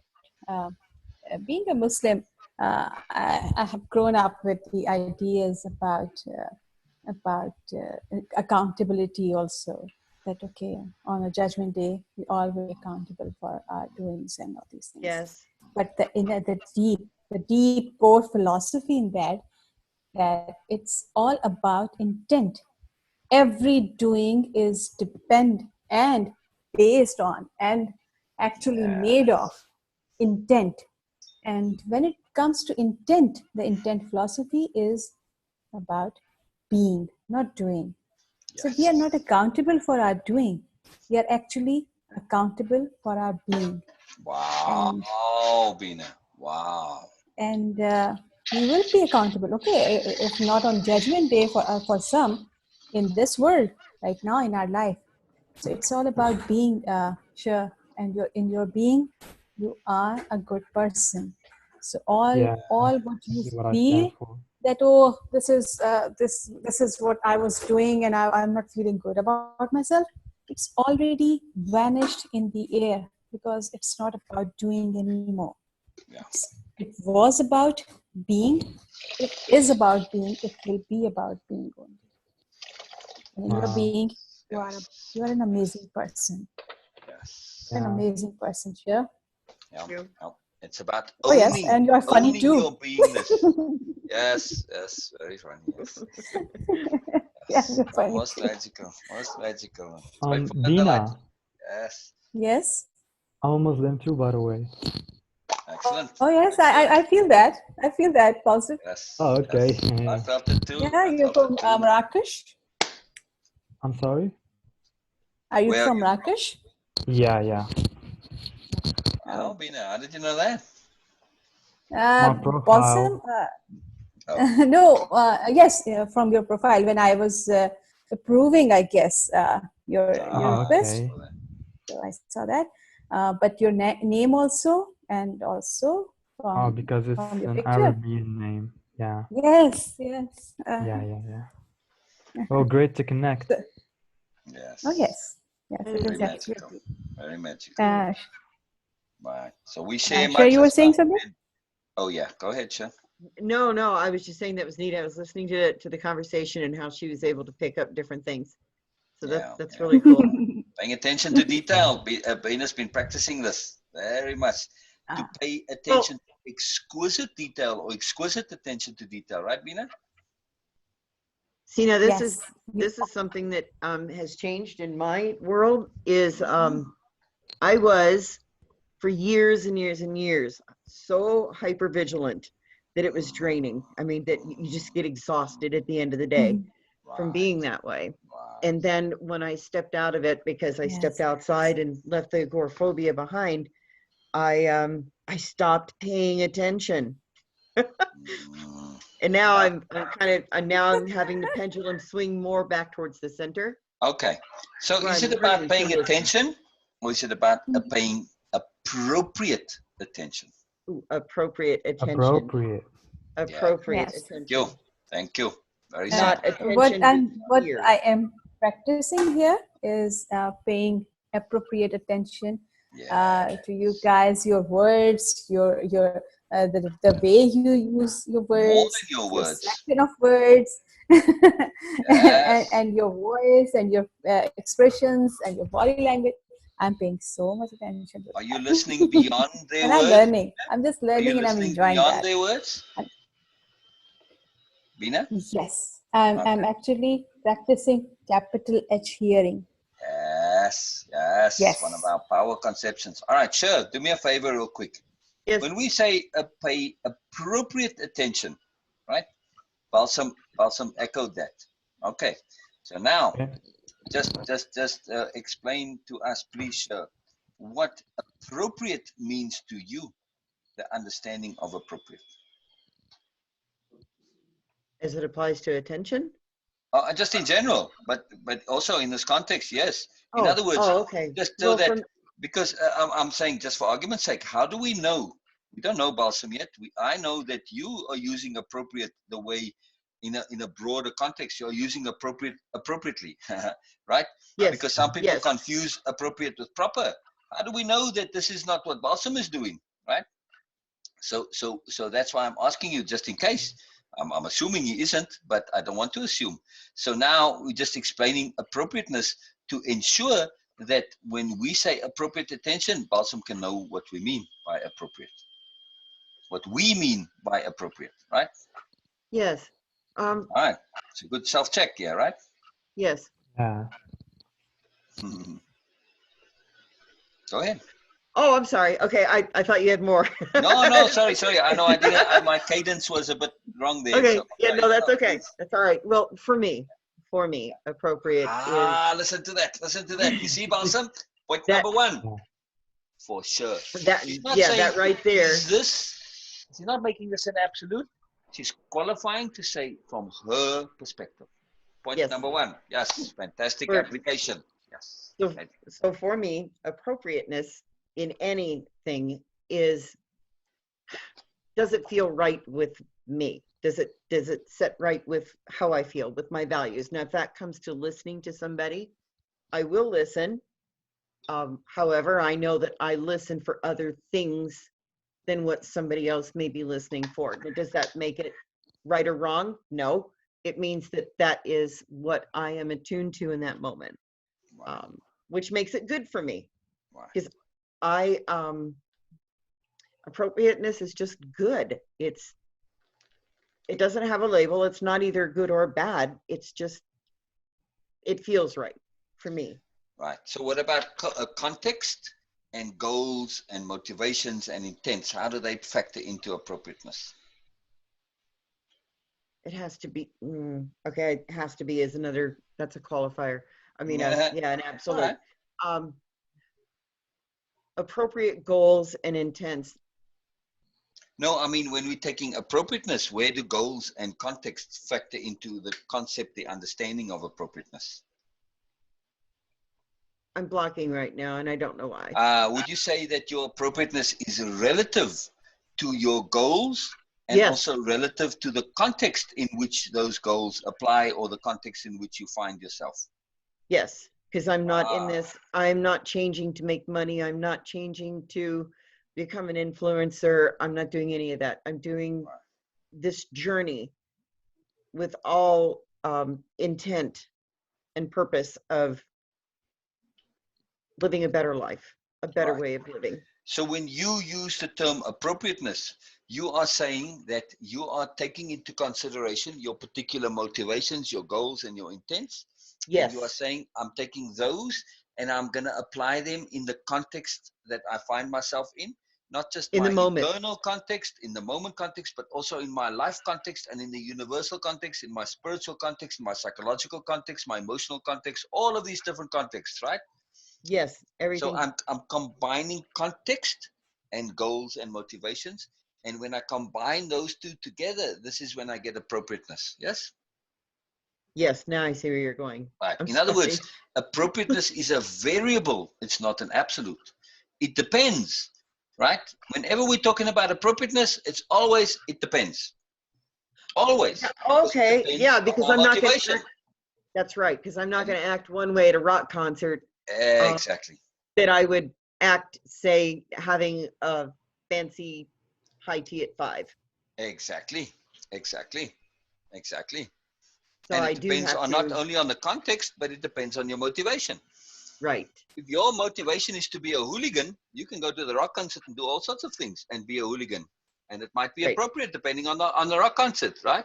But if you Right. go to a high society function and you do body slamming with your buddy over there, well, it's appropriate if you want to continue being a hooligan, but it's inappropriate if you want to be in high society, right? Yes, But exactly. I mean, if your goal is to be a hooligan, well, it's still going to be appropriate to do that over there. You're still going to be a hooligan, right? Right. So what I'm saying Okay. is it would be appropriate relative to your motivation in the one context, and in the other context, it would be contextually appropriate. But in the societal thing, it would be appropriate towards your motivation, but not contextually appropriate, right? Right. So when we understand that appropriateness is always depends, it's always depends on. There's no absolute hard and fast with appropriate. It depends on what you're trying to do in which particular context. Yes? Yes, that also makes me always appropriate. Exactly, exactly, exactly, exactly. What a profound Because I'm a statement that good Sher just said. person, Precisely, precisely. which means what I was doing in the gauntlet was appropriate for that context for me in that moment Yes, through exactly, my journey and my learning. exactly. Therefore, why am I Right, guilting myself over right. doing what I did? Exactly, Being a fool. exactly, exactly, exactly, exactly, exactly, exactly. It And was what from it your was. soul's point of view, your real self, your bigger self, your subconscious, whatever you want to call it, you can say, oh, well, you know, it's a profound lesson. Sher was forced to say no. Sher was forced to stand up for herself and cut associations and unhook from inappropriate application of loyalty That's right. or goodness, right? What a That's magical right. lesson. You have to As trust well yourself, as, your higher self, to say, oh my gosh, my higher self's quite ruthless, yeah? ooh, she is. She is. She don't care whether. In other words, Ooh. your higher self understands that goodness is not always nice, Oh, you're right. It's not. right? But, It's appropriate. right. How many times did you get a chance before that to learn those lessons nicely? A couple of times. But you didn't. So, well, I okay, didn't. all right, here we go. We're gonna you get a bit of a smack upside the head to say, Yeah, all it right. wasn't time. So if we don't learn of our own selves willingly, if we don't engage in pursuing learning as a choice, then the universe is going to say, hey, you didn't learn. Sorry, you know, you had plenty of opportunity to do it of your own accord. Now you kind of need to be pushed to learn a little bit. Now you get to smack upside the head. So we want to Okay. be ahead of the curve of learning. We don't want to be behind it. If you're behind, then you keep getting smacks upside the head. And we learn in difficult ways. We can make learning joyful and fun. When we are playing, this is when we are learning at best. Play is the most ideal way to learn. And when we understand that the universe is set up to really facilitate learning, and if you engage in the process, if you are willingly learning like you are doing now, aren't we Mm-hmm. having fun right now? Yes. Wow. Exactly. What a magical game. This is the most ideal game. That's what life is. It's the game of learning. We need to embrace it and play life. Oh, Play life. Right. Right. this is wow. Okay. What was Sue? Sue had said something about that earlier. That wow, that had been a profound morning, and she had a whole lot to absorb. Yeah. Yeah. And we haven't All even right. started on your takeaways and your repeat backs on the life detective yet. Oh, well, but I'm going to look at them because I know on that one, remember I said I had a whole bunch of questions instead, but they got answered through I one don't know if you can statement. see, Beena, what I'm drinking. Can you see? I don't want to spill it. Let's Oh, see if I can yes. find it. Beena knows what I'm drinking. Yes, a bit. That's good. Cheers, Beena. Yes. You know, And I I'm drink eating. this. It's something I've been drinking, you know, a long time in my life, just and not on and off, but more regularly lately. It's just hot lemonade, you know, it's lemon juice. Yes. I scrape out the pulp and just put hot water and sugar in it. Okay, you don't have to put the sugar. You can put honey instead. But now it's a thing that they recommend for COVID. Mm. I think that's good. Mm. And I'm Okay. eating ice cream. Brilliant, Yummy. brilliant. Ice cream is Yes, magic. strawberry Ice cream. cheesecake. Oh, Oh, yummier. excuse me. Very yummier. Brilliant, brilliant, Mm. brilliant. All right, Okay. so all right, My we're listening. repeat, We're listening. all right, my repeat back on the life detectives was the life detective puts together the puzzle and figures it out. And what I wrote in parentheses is, as I see it, I like to take a situation and just start peeling back the layers and taking them off until I get down to whatever it was or it is that's, you know, that I'm looking at. Point of Um, order, point of order, point of order, yes, please, Mr. Sher. yes. The session is called The Life Detective, and what's the full Trust. name of the session? I don't have that. I just, It's The Life Detective and Trust. okay. So Right, I'm only missing the word life. trust. Well, no, it's Life Life Detective and Trust. Yes. Right, that's the whole thing. Right, it's just very important that it's not just about the life detective; it's the life detective and trust. Well, yeah, Yeah. and that's why I brought that up at the All end in my right. takeaway. Gotcha. Okay. Okay. But just in your notes there, you just read life detective notes. Takeaway. Life detective takeaway. When you Oh no, started, that maybe. I was just summarizing it. I'm Oh, I not see. reading. Oh, okay. Right. No, Okay. that was just summarizing. Okay. Okay. Um, okay, so peeling back the layers. And I did put on here that this is exactly what I wrote. I am a darn good life detective. Yes, you are. Yes, you Oh, are. Yes, you I are. put that in there. Yeah. Some, Wow. That's fantastic. and then I right after that, I write, if something feels off, it is. I follow it relentlessly until I have the indisputable truth as it seems to me. To me. Wow. Okay, so that was, so then after that though, I wanted to share with you the points that drew out questions in me. Were some of the slides, they were talking about, you know, you started listing out all of these different things that a life detective does or is. Right. Right. And the ones that I highlighted were involved with their own doings. And I highlighted that because I put a great big question mark behind it. Good. I'm like, what? Yes. Where Yes. a Good. life detective is involved with their own doings. And I'm really still kind of not, I'm not getting that one. Right. So in this context, the explanation here is, what were we talking about? What is the doings of a lotus? Nothing, to be. I mean, Exactly. There you being. go. That's it. That's it. Right. Right. But in other words, we're also saying that we are not involved with the doings of others. We're not living their Right. lives. We're living our own lives. We're involved with our own doings, which is unraveling the mystery of whatever mystery we're about. Right? Okay. We don't get Okay. sidetracked. We don't let other stuff bother us, and that, you know, we're focused on what we're doing. But our doing happens to be a very encompassing doing. This is the magic of the way of impeccability. This is the magic of Lotus. It is a doing that is an overall doingness. Yes. Yes. So that's why. So I just wrote in there no drama, and I know exactly what that means to myself. There you go. Exactly. Exactly. As a life detective, you were being a life detective when you were engaged in the other thing, right? But the Yes. drama distracted you instead of just looking at it at oh, mystery and seeing how it makes sense. And oh, it's a, okay, that's it. Right. Right. So what does Your it mean doing then? is making sense. Yes. That's it. That's your So, doing. That's what you're involved with. You're involved with making sense, not getting caught up in drama. but so then outside the system, another Correct. question mark. Correct. Correct. Now, in that same context that we just said now, if you'd been inside that previous thing that you were involved, right? We had the drama. If you Right. were outside of the system, in a way, you know, okay, yes, you are technically a participant, But if your perspective is coming from outside of their internal system, you would have been able to see it with greater clarity, right? Right. So when I stepped back, I deliberately took a step back Yes. a couple of weeks ago. And put when I yourself did that, outside I the started system. seeing how everything was interacting and connecting and things were Yes. spinning and Right. starting to Right. implode. Right. Right. Okay, so that's what you mean by outside the system. Okay. Right. Now, in this case, yes, like me, I was completely outside the system and looking at it from the outside through your eyes. But Right. we can be inside the system and be outside of it at the same token. It's our point of perspective that determines whether we are in a system or not. Right? Yes.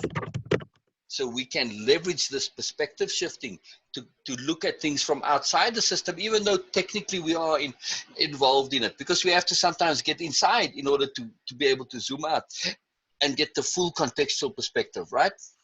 Yes. Right. But I also mean that as a life detective, we are outside of the system in the sense that when somebody comes to you and they look at you and they say, is Sher part of the usual system? No. Here's a nice, wonderful lady, looks like a grandma, but she's got piercings and tattoos. Oh, right there, she's not in the system. Now, that's a very shallow thing to say. The more they get to know you, they're going to say, wow, you're not in the same system of, family and success and marriage and babies and all that's the end of it, Right. No, there's more to you. You've got a spiritual perspective. You have your beingness. You're a lotus is completely outside of the system. Yes. I That's am what makes outside. Lotus so magical. That's it. We're not part of the usual doings of stuff. We're No. outside of the system. I definitely have always known and believed and felt that I am unique. Exactly. And that and you've been outside of the system too. Yes. Okay. You were never part of any system. No. So, not that there's anything wrong with the system. No. It's just as a life detective, if you two inside it makes detecting very difficult. So yes, we can be technically in the system, but we need to have the ability to take our perspective to look at things from outside of the system. Now, if we are actually outside of the system, it's even more beneficial, and we can really get that overview perspective, right? Because we're not caught up in immersion. Like all about being caught up in immersion. It makes you lose. You get caught up in the system, right? Oh my gosh, yes. You can get lost. That's the point. We want to be outside of the system so we don't get lost. Yeah.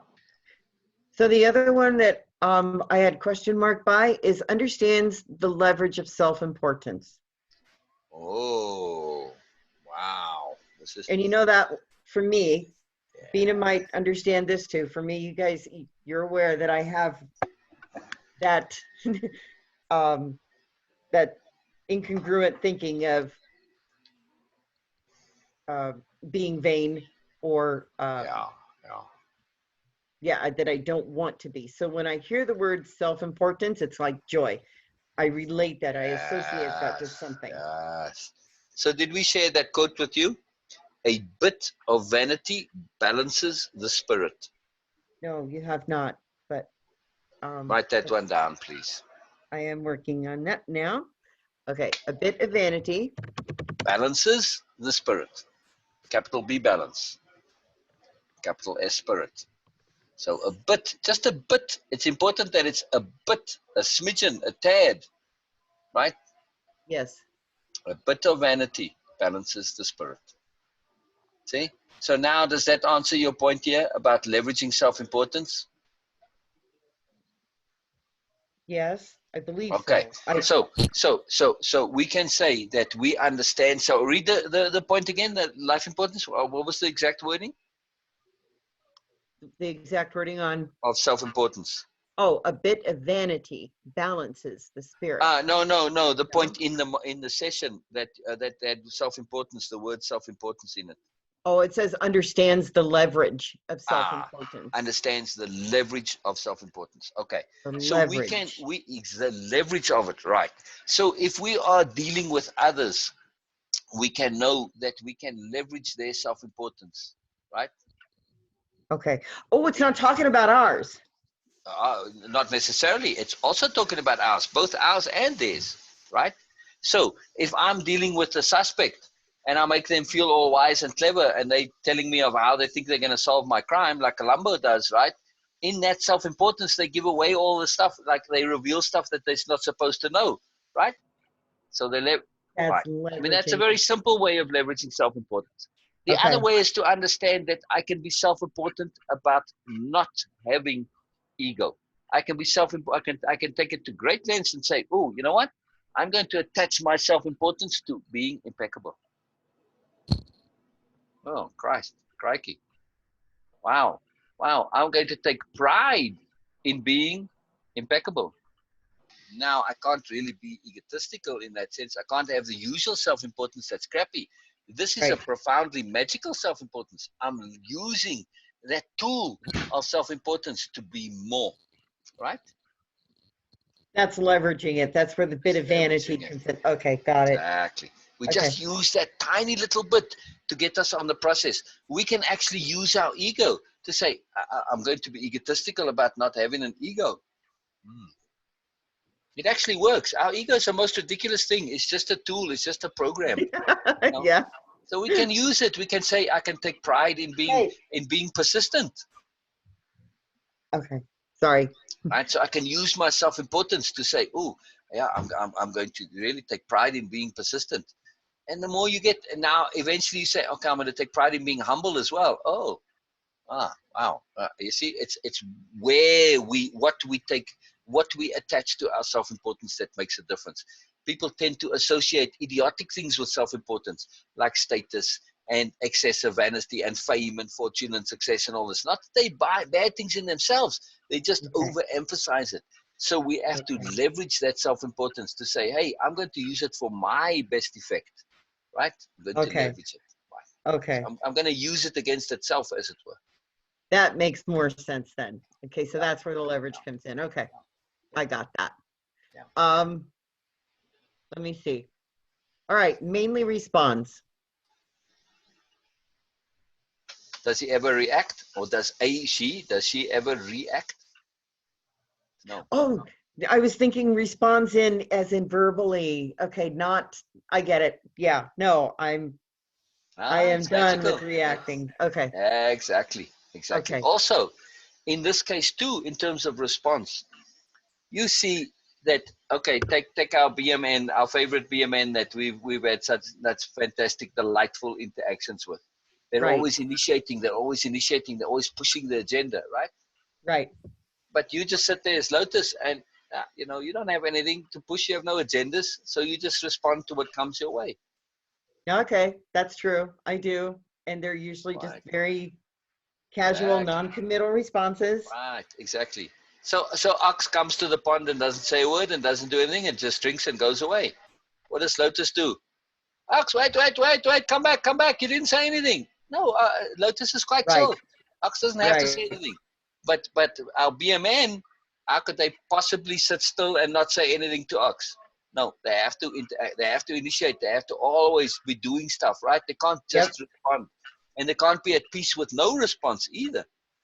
I know, and it drives her nuts. Wow, exactly. But Lotus can, hey, if you wanna interact, I'll respond. If not, I'm chill either way, right? Yeah, it doesn't matter to me either way. Exactly. I'm magical and chill and wonderful and fantastic and happy in my own self either way. It's all good. I don't need to do anything. I just can be, and that's enough. My being, I think I really like joyful. That point the best. Exactly. Exactly. And there's a great power in this, of course. Personal power. Yeah. Just be. I wrote just be next to it because that one is really important to me. Yes, exactly. And when we are responding to the universe, this is when we start to be appropriate in the universal context. Okay. How do I initiate in context with the universe or with God or with Allah? How do I know what the hell's going on? I can only wait for them to bring it to me, and I respond accordingly as appropriate. This is what attunement is all about. It is about responding to life as opposed to initiating. I know what I need to do. I have no clue. I'm an idiot. I'm a nincompoop. What do I know? I can only respond to life. So it's never happening to me. It is happening for me. Exactly. In the moment, every moment. Exactly. And when we are always responding This is when we're in attunement. When we're responding appropriately, we're in attunement. When we're responding with awareness, we're in attunement. When we're in attunement, then we are leveraging and using our awareness appropriately. All works together. And I can also choose not to respond. Correct. Correct. That's part of it. I think Balsam has something he wanted to say. Go ahead, Balsam.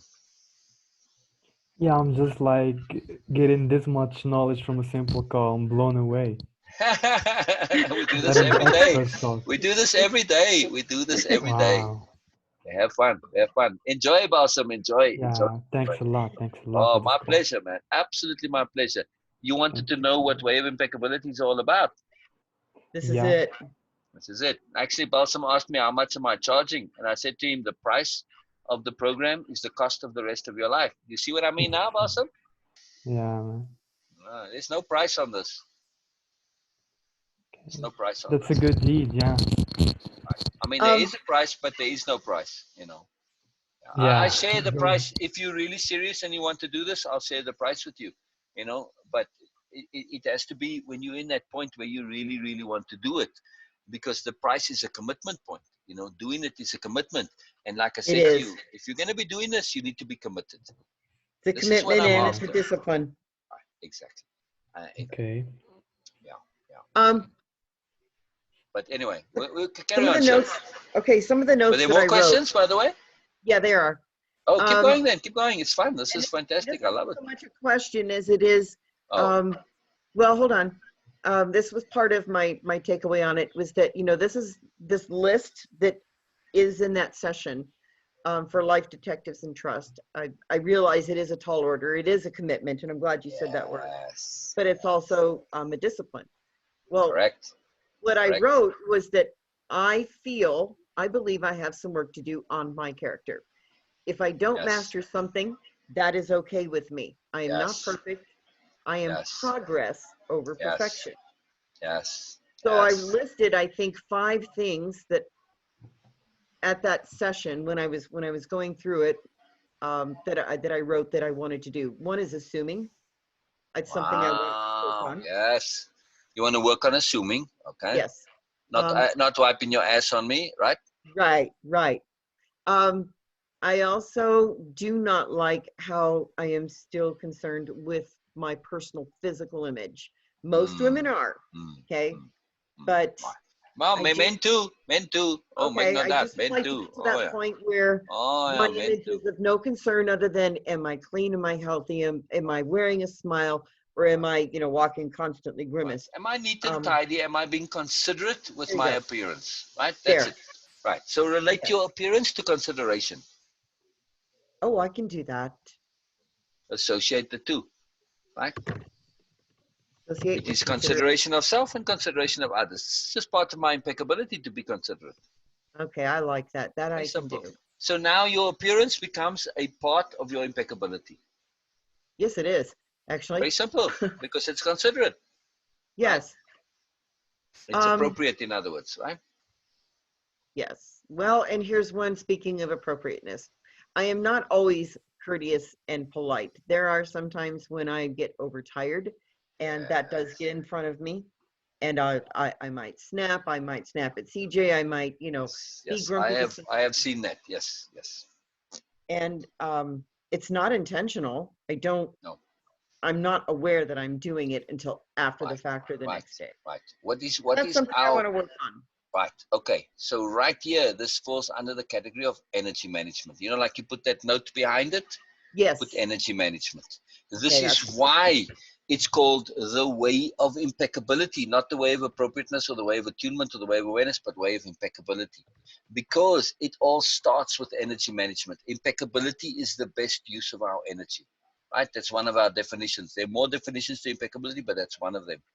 Right? So if you're not paying exquisite, appropriate, impeccable attention to your energy management, then you are allowing yourself to run too low on energy, and that's when you get annoyed, you get irritated, you get snapped, all this nonsense.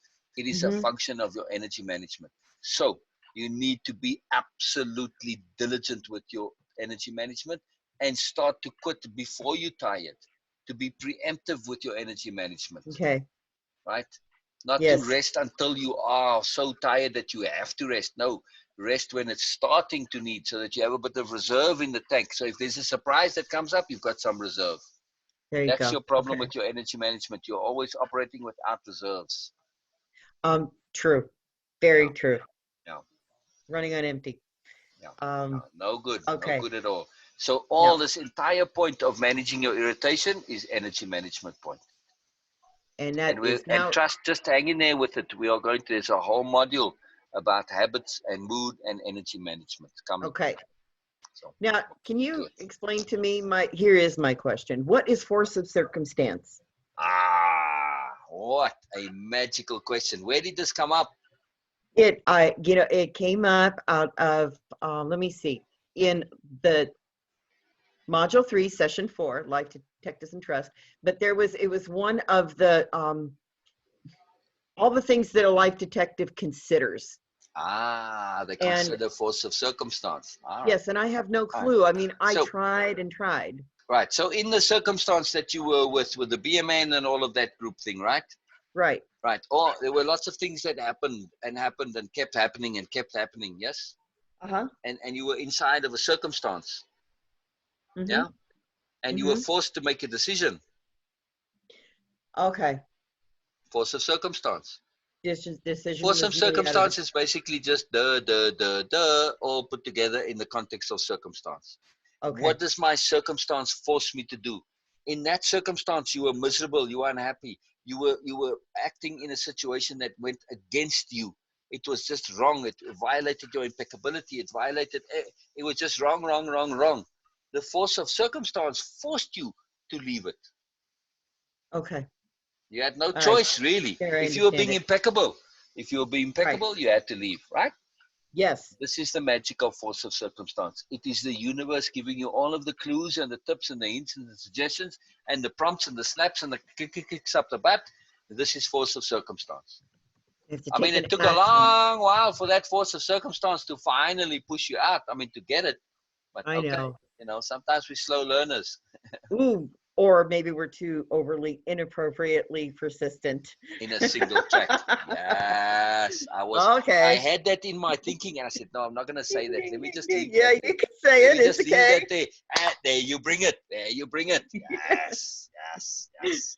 Okay, it connects now. Now I get it. Now I understand why the persistence is good, but it can also be harmful. Like everything, it's about appropriateness, in other words. Right. All of those, every single point on my mind map, any of them can be utilized inappropriately, right? So it's all about it. That's why appropriateness is the apex point, because appropriateness is a variable. It's context and motivation specific. It depends. So yes, persistence can be good, but it depends. It can also be bad. Depends, right? So force of circumstance here is just how things are pressuring you. It's forcing you to act in a certain way. And we pay attention to those, right? It's very magical thing. Like in this case, if you'd paid attention to force of circumstance, your decision to remove yourself from that circumstance would have happened a long time ago, right? It was like, I'm being shoved and pushed and battered and kicked and smacked and slapped. It's like, hello, am I not getting this? Yeah. So force of circumstance are does from the universe. In your context, in your circumstance, in your situation. Now they can be internal as well, but yeah. It's a very magical thing, force of circumstance. Very magical. To live by force of circumstance. This is what I do. Then that's not the same as a red flag. No, because force of circumstance can be positive too. Red flags are particular. Yes, red flags are very much force of circumstance. Yes, absolutely. But by that time, it's like, man, okay, if you get an early warning red flag, now's the time to pay attention. Yes, this is like force of circumstance saying to you, you don't have leeway here. In your particular thing, you had leeway to persist. A red flag says there's no leeway to persist. Okay. Get the fuck out. That's it. Right? Okay. All right. That I get. Excuse my language, but it's important. That's necessary and appropriate. Right. Yes, it is. Okay. So here is my takeaway on it. Let me see if I can find it. There it is. Oh, that was a real big one too. So what's Colombo, by the way? The next But TV you watch an episode of Columbo. Just one. Anyone, doesn't matter. I love Columbo. Yeah, all right. So watch it again with your notes on the life detective and trust, and see how much of it applies into Columbo. See if you can spot it in Columbo. Oh yes, there he's doing this. Yeah, he's doing that. You know, those little one-liner things like, oh, he's using force of circumstance. Oh, he's leveraging self-importance. Oh, he's just responding. Oh. It's very fun. It's very fun. You know, watch it with the module open. Yeah. I'm gonna have to do that. I know CJ will enjoy it. He loves mysteries. Yes. Okay. What came out of that particular? This is ironic for me how this happened, because I've been writing about it the last couple of days. When I made the decision to break it off from the gauntlet, was about the same time that I was going through that particular module, the life detectives. Right. So my post was based on trusting my intuition, not self-doubting what my intuition was screaming at me. Right. And it wasn't even intuition. It was like force of circumstance was screaming. Yes, it was. Yeah, right, exactly. Right. And I didn't see that though at the time, because I wasn't making that connection to what force of circumstance is. You weren't trusting your ability to see the obvious. Yes. It was too obvious. So you're like, no, there must be more. No, it was just obvious. Why must everything be difficult? Why can't the obvious just be obvious? And it's like, duh, well, there you go. We make everything complicated thinking it must be some big deal. No, it was very obvious what was going on. So trust the obvious. Trust the obvious. Okay, that one is a profound lesson for sure. Trust your ability to see the obviousness of things. Trust for my me, ability. I could say I have some skill and expertise in making the obvious obvious. Yes.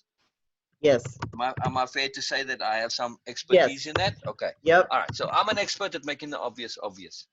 This was a big deal lesson for me to learn, sir. I mean, I had to really learn to do this. I always thought and there is more to everything. I know there's more to everything, but also the magic is in the obvious is where the more lies. And keeping it simple. Right. But the simple is more. It's one and the same thing. Okay. Not okay. I will. That's when I'm definitely going to have to let sink in. Yeah. In other words, when you were in the gauntlet, you had so much obviousness, but you didn't trust yourself to say, oh man, this is just obvious crap and nonsense. This is just obvious that these people are being full of bullshit here. That this is now obvious, they're taking advantage of me, blah, blah, blah. I'm not getting any value out of it. This was abundantly obvious, but we didn't want to acknowledge the obvious because there was an awful truth involved, or there was a reluctance, or it was uncomfortable, or whatever. No, I know why, because I had mentioned it. Rex and I had discussed it several times. I wanted to push myself to finish it, something that I had started. Right. I did not want to give up. So there comes that persistence, and that was inappropriate application. Okay. Correct. Again, what a magical lesson with persistence to say that, sometimes, yes, it's always good to finish what you start, but when you're getting every kind of signal or force of circumstance in the world that says to you, man, this is going nowhere. The obviousness here that even if I finish, it's on a train to nowhere. So I'm going to persist in finishing this train ride, but it's a train ride to nowhere. You know what? I used to do that. That was exactly how it was in my marriage. It was so abusive. Yeah. I was told, you made your bed, you lie in it. That was the message from my parents. You make your bed, you lie in it. So anytime I spoke about it, or you get fucked over in it. They forgot to mention that part about the bed, right? Right. Yeah, they did. Yeah. And so I stuck it out. I kept doing it until it was to the point where, okay, now the children are, things are happening that are bad to them. So it's definitely time to go. Again, inappropriate persistence. Yes. Right. Yeah. But don't throw away the persistence, right? No. Use it. No, absolutely not. And celebrate it and say, man, what a power. I need to use this power appropriately. Leverage it to learn leverage it. Oh, everything is about using our powers appropriately, right? Yes. Do you remember teaching me about the fulcrum The leverage Sharing and the with you about the fulcrum point. Yes, exactly. yes. Okay. When we went over that, that Yeah. sticks in my mind all the time. Now I'm going to Yes. turn around and apply that to persistence. Yes. Yes. Because it took me a while to get that message about patience. And that's when you brought out, you know, trusting myself and patience and things. So now I can use that same visual towards persistence. Yeah. You and I, we slow learners, Sherry. Yeah. That's why we need to have patience. Yes. We need it. We need Yes. it. And in Yes. order, when we're using our persistence positively, don't we also need patience to truly maximize our persistence? Yes. If we But I don't have also need patience, how can we patience to absorb enjoy it. being persistent? Oh, If we see, don't I have know. patience, Yeah. how I can know I we have patience. enjoy? Exactly. So when you were saying earlier on your tattoo, it reminds you that I'm practicing patience. It's reminding you I am patient. I am patient. Oh, I am. I am. It's yeah, look, I Oh, am. It's right here. I and am I it. am. See? Or wherever a tattoo is. I don't know. Maybe I gotta point to some other body part. It's okay. Not sure where you did it, you know, just in case. Look, I am patient.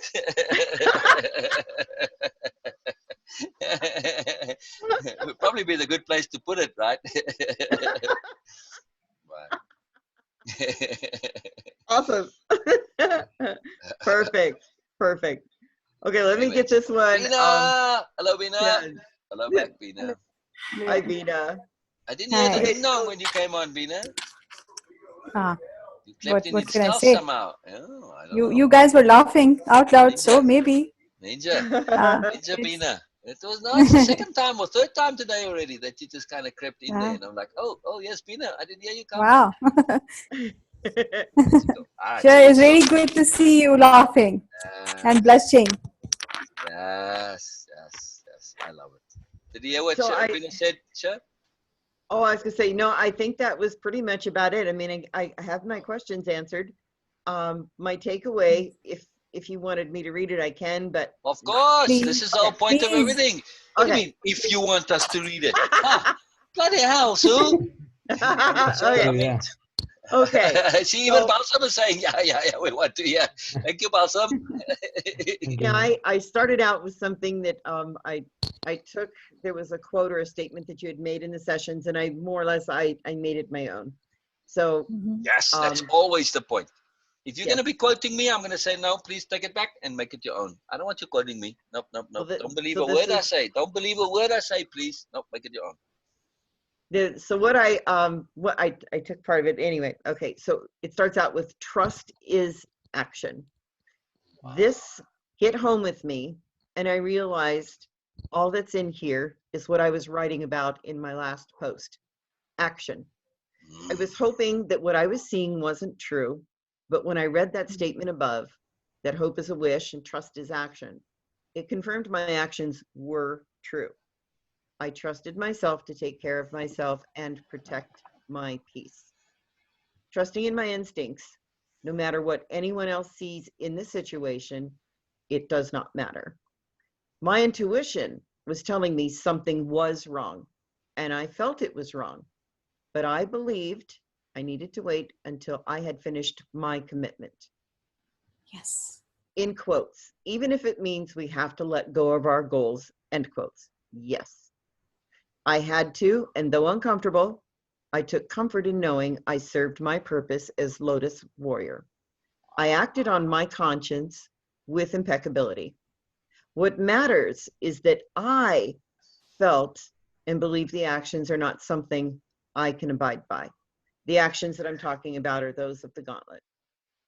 I distanced myself and did so with my dignity intact. I did not accuse.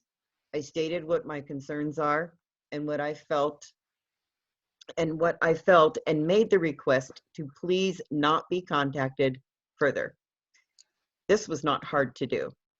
What was hard was the feelings of sadness for a good person to be acting in such a manner. Yes. I hurt when I see people not caring for themselves Yes. and they have the answers within, the knowledge, and they let their ego or greed take over. Before I did cut him loose, I was scrupulous in every detail. I examined all the information available to me, through my own witnessing. And then I applied that to my values. I knew I could no longer abide by his actions, support, or be a part of the program based on my values. I used every tool available to me to dig under the bridge and find my own answers. I could not allow my self-concept to be diminished or held down by someone who was using me for their personal gain. As of this moment, I can't face him and I do not wish to speak to him. But why? There is a strong tendency to manipulate and to talk for this person to talk their way out of the mess. My distancing may not be warrior-like, but it serves my peace in this moment. And until I can pull myself back together enough from the aftershock, I have no desire to speak to him. It is appropriate. It is because it's appropriate. It is warrior-like because it is appropriate. If I didn't do this, my self-conception would be fake and or damaged. Yes. So that's where I ended it. That was my takeaway. That there was more to that, wasn't there? No, it's in the rest. It's in the post. I finished it out in a post because I fleshed it out. Can you read the rest in the post? I'd have to go back and find it. It's on Facebook.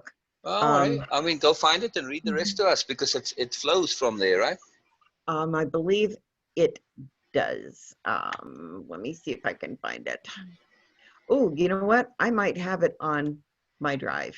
Yeah, I'd imagine so. I imagine you save all your posts. I hope so. I do. You're going to make a book out of them. Yep. Yeah, and let me see. Yeah, that was another thing that came up is yeah, My Journey Through Way of Impeccability. What a fantastic book. What a fantastic book. Yeah. I would say so. Oh, hell yeah. Posts. There they are. Okay. When was that, Sil? Was that last week? Yeah, I think so. A couple of days ago. Not that long. Okay. Let me do it through Facebook. I mean, it's like 2 or 3 posts back, you know. Yeah, I'm probably going to have better luck through there. You can click on the announcements tab and scroll through there because I marked it as an announcement. Okay, let's see. Go there. Go there. You know, you can search the group as well. Just search. Yeah, that's where I'm going to because it's easier to go through that. That's very unique. You know, like I think Lotus probably would come up as a unique term. So I go into the group and search Lotus. Yeah. Okay. If Lotus Can you guide me to where the post is? Search is on the left-hand side. I don't know if you can access search on your phone, but you got it on your laptop right now, right? Just minimize the Zoom window or just drag it smaller. Unfortunately, they do a save kind of thing, and that's where I am is going through those posts. Oh darn it! Well, all right. Oh, no worries. There's other ways to do things. So, no worries. I got all sorts of messages here. Oh, exciting stuff, Beena. Exciting stuff. Exciting stuff. All right. So, search this group. Did you have the word Lotus in that particular post? Yes, I did. Okay. Okay. So, I believe I did. Sherry Speaks post. Awareness leads to moreness. Was that it? Actually, I'm not. No. I am Lotus. Which one was it? Yeah, look, let me screen share. Sher, look, you can read it off my screen. Hold on, I'm going to screen share. React. Wait, maybe it was my Okay, hold on. Maybe it's awareness is everything. Yeah. Nope. I don't know. Is it not that one? That's one of the most recent one, I think. No. Yeah. No, I don't know. I'm sorry. Oh, no worries. Don't be sorry. See, a lot of times when I write my takeaways, they'll turn into a post, but they're not. Okay. It's not a thing that's directly related. So, okay, no worries. It is? Yeah. Yeah, it definitely is because it talks about why and how I made the choice that I made. Okay. And, it might be this one. Yeah. Let's see. Oh, no, that wasn't it. No, that was just the one that said that. Okay, I'll just go through all of them that I marked. Knowledge is useless without application. Let's see. It'll be before that. When is that one? 15th of March? Would have been probably after that. Yeah, okay, so then it would be, oh, it's not loading anyway. So then it's the one on the 17th. Then it is the awareness one, or 18th on perspective shifting. Could that be it? That kind of sounds like it. It had a lot of stuff in it. It was.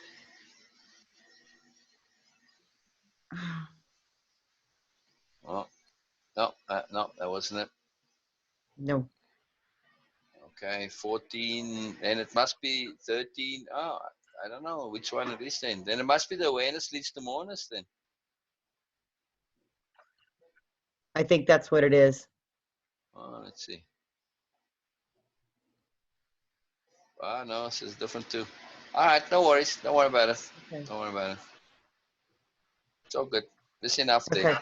All right. So, Well, so basically what I was saying earlier was that this week I had been really feeling conflicted. You know, did I remember I said, I mean, in several applications, that's what I was saying. Yeah. It was several ways. I recognize now the inappropriate use of goodness through two different people. Both times I was unnecessarily applying guilt to myself, asking myself, was I being fair? Yes, I was. And this is what got me into trouble into the past.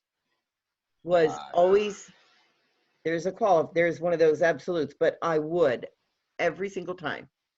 If I felt offended by somebody, I would turn around and apply that offense to myself. And then I would be the one to apologize. Yeah. Now what a ridiculous yes application of goodness. Yes, absolutely ridiculous. Isn't that incredible, right? You don't want to hurt somebody who's bad to you. That's how good you are. Right. Where's the common sense in that? None. But it's to really understand how good you are. You are so good that you don't want to hurt people that are being hurtful to you. This is just mind-blowing. Yes. And okay. It's just mind-blowing that somebody can actually want to be nice to somebody that's hurting them because they are so profoundly good. Inappropriate application of goodness is a very sad business. It is. Sometimes. It is. Right. If I look at all the misery and stress and horribleness in your life, it's profoundly sad. Why? Because of the inappropriate application of goodness. That's what made it happen. That's what enabled it. That's what resulted it.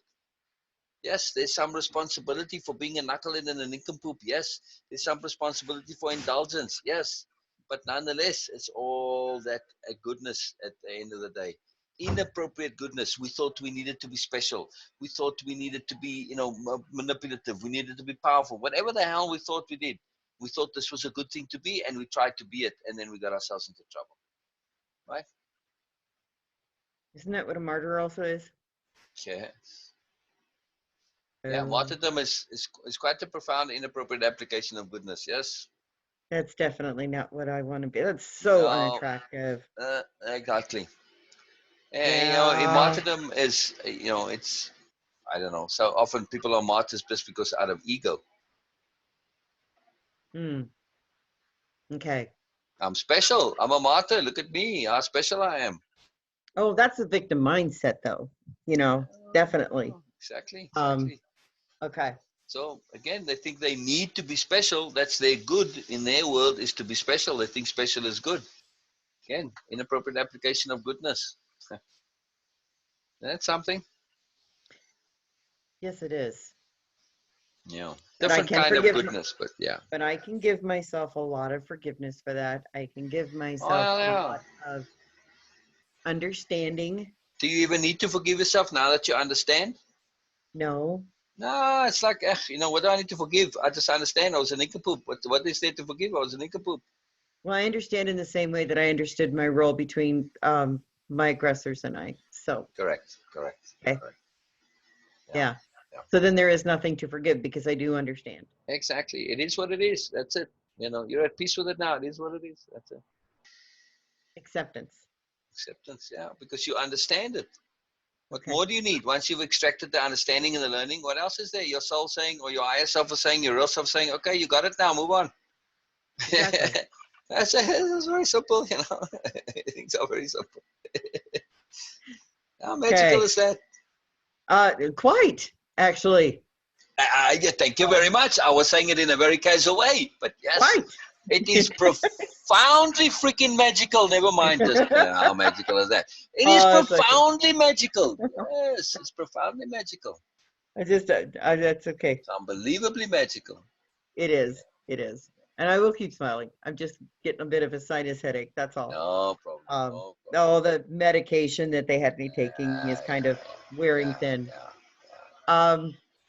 Okay. I feel really good on this particular session. I'm going to keep working it over because there's some things that I would really like to go back and keep writing about, journaling about. Yes. Yes. This is one of those. Okay, so far I'm probably going to be writing on all this stuff the rest of my life. I love it. I love it. I love it. I love it. I love it. Keep posting. Your posts are magical. Your posts are magical. Your posts are magical. For now, then, I'm going to let you guys go because it's already almost 4. No problem. Oh, really? And Balsam, thank you for sitting in. Yeah. And Beena, thank you so much for sharing your knowledge. Yes, pleasure, Balsam. Pleasure, thank man. you. Pleasure. Yes, okay, thank so you, I'm going to sir. let you guys speak. Thank you, sir. Thank you. What Okay, an awesome one. so All right, so much. next time, what are we doing next time? 4. Oh. Module 4, session 1. I have not cracked it open yet. I will do that. And okay. Wasn't there module 3? Wasn't there a session after the Life Detective and Trust, or was it the last one? no, I'm pretty sure that one was at that because that was there was only one. Maybe I always forget the order of them, so don't mind me. Yeah, no, because the Life Detective and Trust is number 4. It's module 3, session 4. All right, so then next time it's session 4. All right. Oh, I don't know what's in module 4. I don't know. I'm keen and see. So okay, so to remember, so tomorrow, you on tomorrow, right? No, not. No, I do Monday, Wednesday, Friday. Oh, that's right. Same as Sue. You're the same as Sue. Yes. Yeah. Yes, so I do Monday, Wednesday, Friday. But if you want to come sitting on Erica tomorrow, she will be from 10 o'clock your time. Okay. And then Wednesdays is 12 o'clock my time. Yes, you're the late one you're the third session on Wednesdays, right? Wednesday's the triple session. We go from 8 o'clock your time, all the way. Okay. All right. Bye, guys. All right. Bye. Bye, Sher. Bye. Thank you for sharing. Yes. Thank you for sharing. Yes. All right. Brilliant. So I trust you enjoyed that, right, Balsam? Because you're still here. Yeah, I enjoyed it. It's something else. You see what I was excited about? Yeah. I was trying to share this in the interview yesterday, Beena. You know, Cal. I did an interview for a podcast yesterday, Balsam, and the interviewer, his name's Cal. He asked, he came to one of our workshops, and anyway, so he asked, what have you been doing over the weekend, and what are you excited about? And I was trying to share to him what goes on in the sessions, how exciting it is, how profound it is, how unbelievably magical it is, how mind blowing it is. It's like, man alive, I can't get enough of this. But now you see what I was talking about, yeah. Yeah, exactly. It's something. It's really hard to explain what really happens here. Yes, but you got to see it firsthand. Yes, and this is every day, And next time we come back, Beena, have you noticed something with the sessions? Each time it's like we have these sessions and it's like, whoa, and it's so huge. And then the next time they come and it's huge again. It's like, you can't believe it can be magical like this again. You think it's like a one-time deal, but then it's again and again and again and again. Oh, man, it's just something else. We have lots of fun, Balsam. We have lots and lots of fun. Really something special. Very exciting. So it's a big deal what we do. And you see now why I didn't want to share price with you? Yeah, I see exactly why you didn't want that. Yes, the program is expensive. I'll just tell you that flat out now, right? Because it needs to be. Yes, the minimum time you can do it in is 8 weeks. You can take up to a year if you want to. So it's a long program. Oh, yeah. It's a long program. But it can take a whole year if you want to, So it's a big commitment on my part, and we do, there's the online sessions that you can go online, where Sher was reading through it, and you go, it's a, I'll show you what it looks like right here now.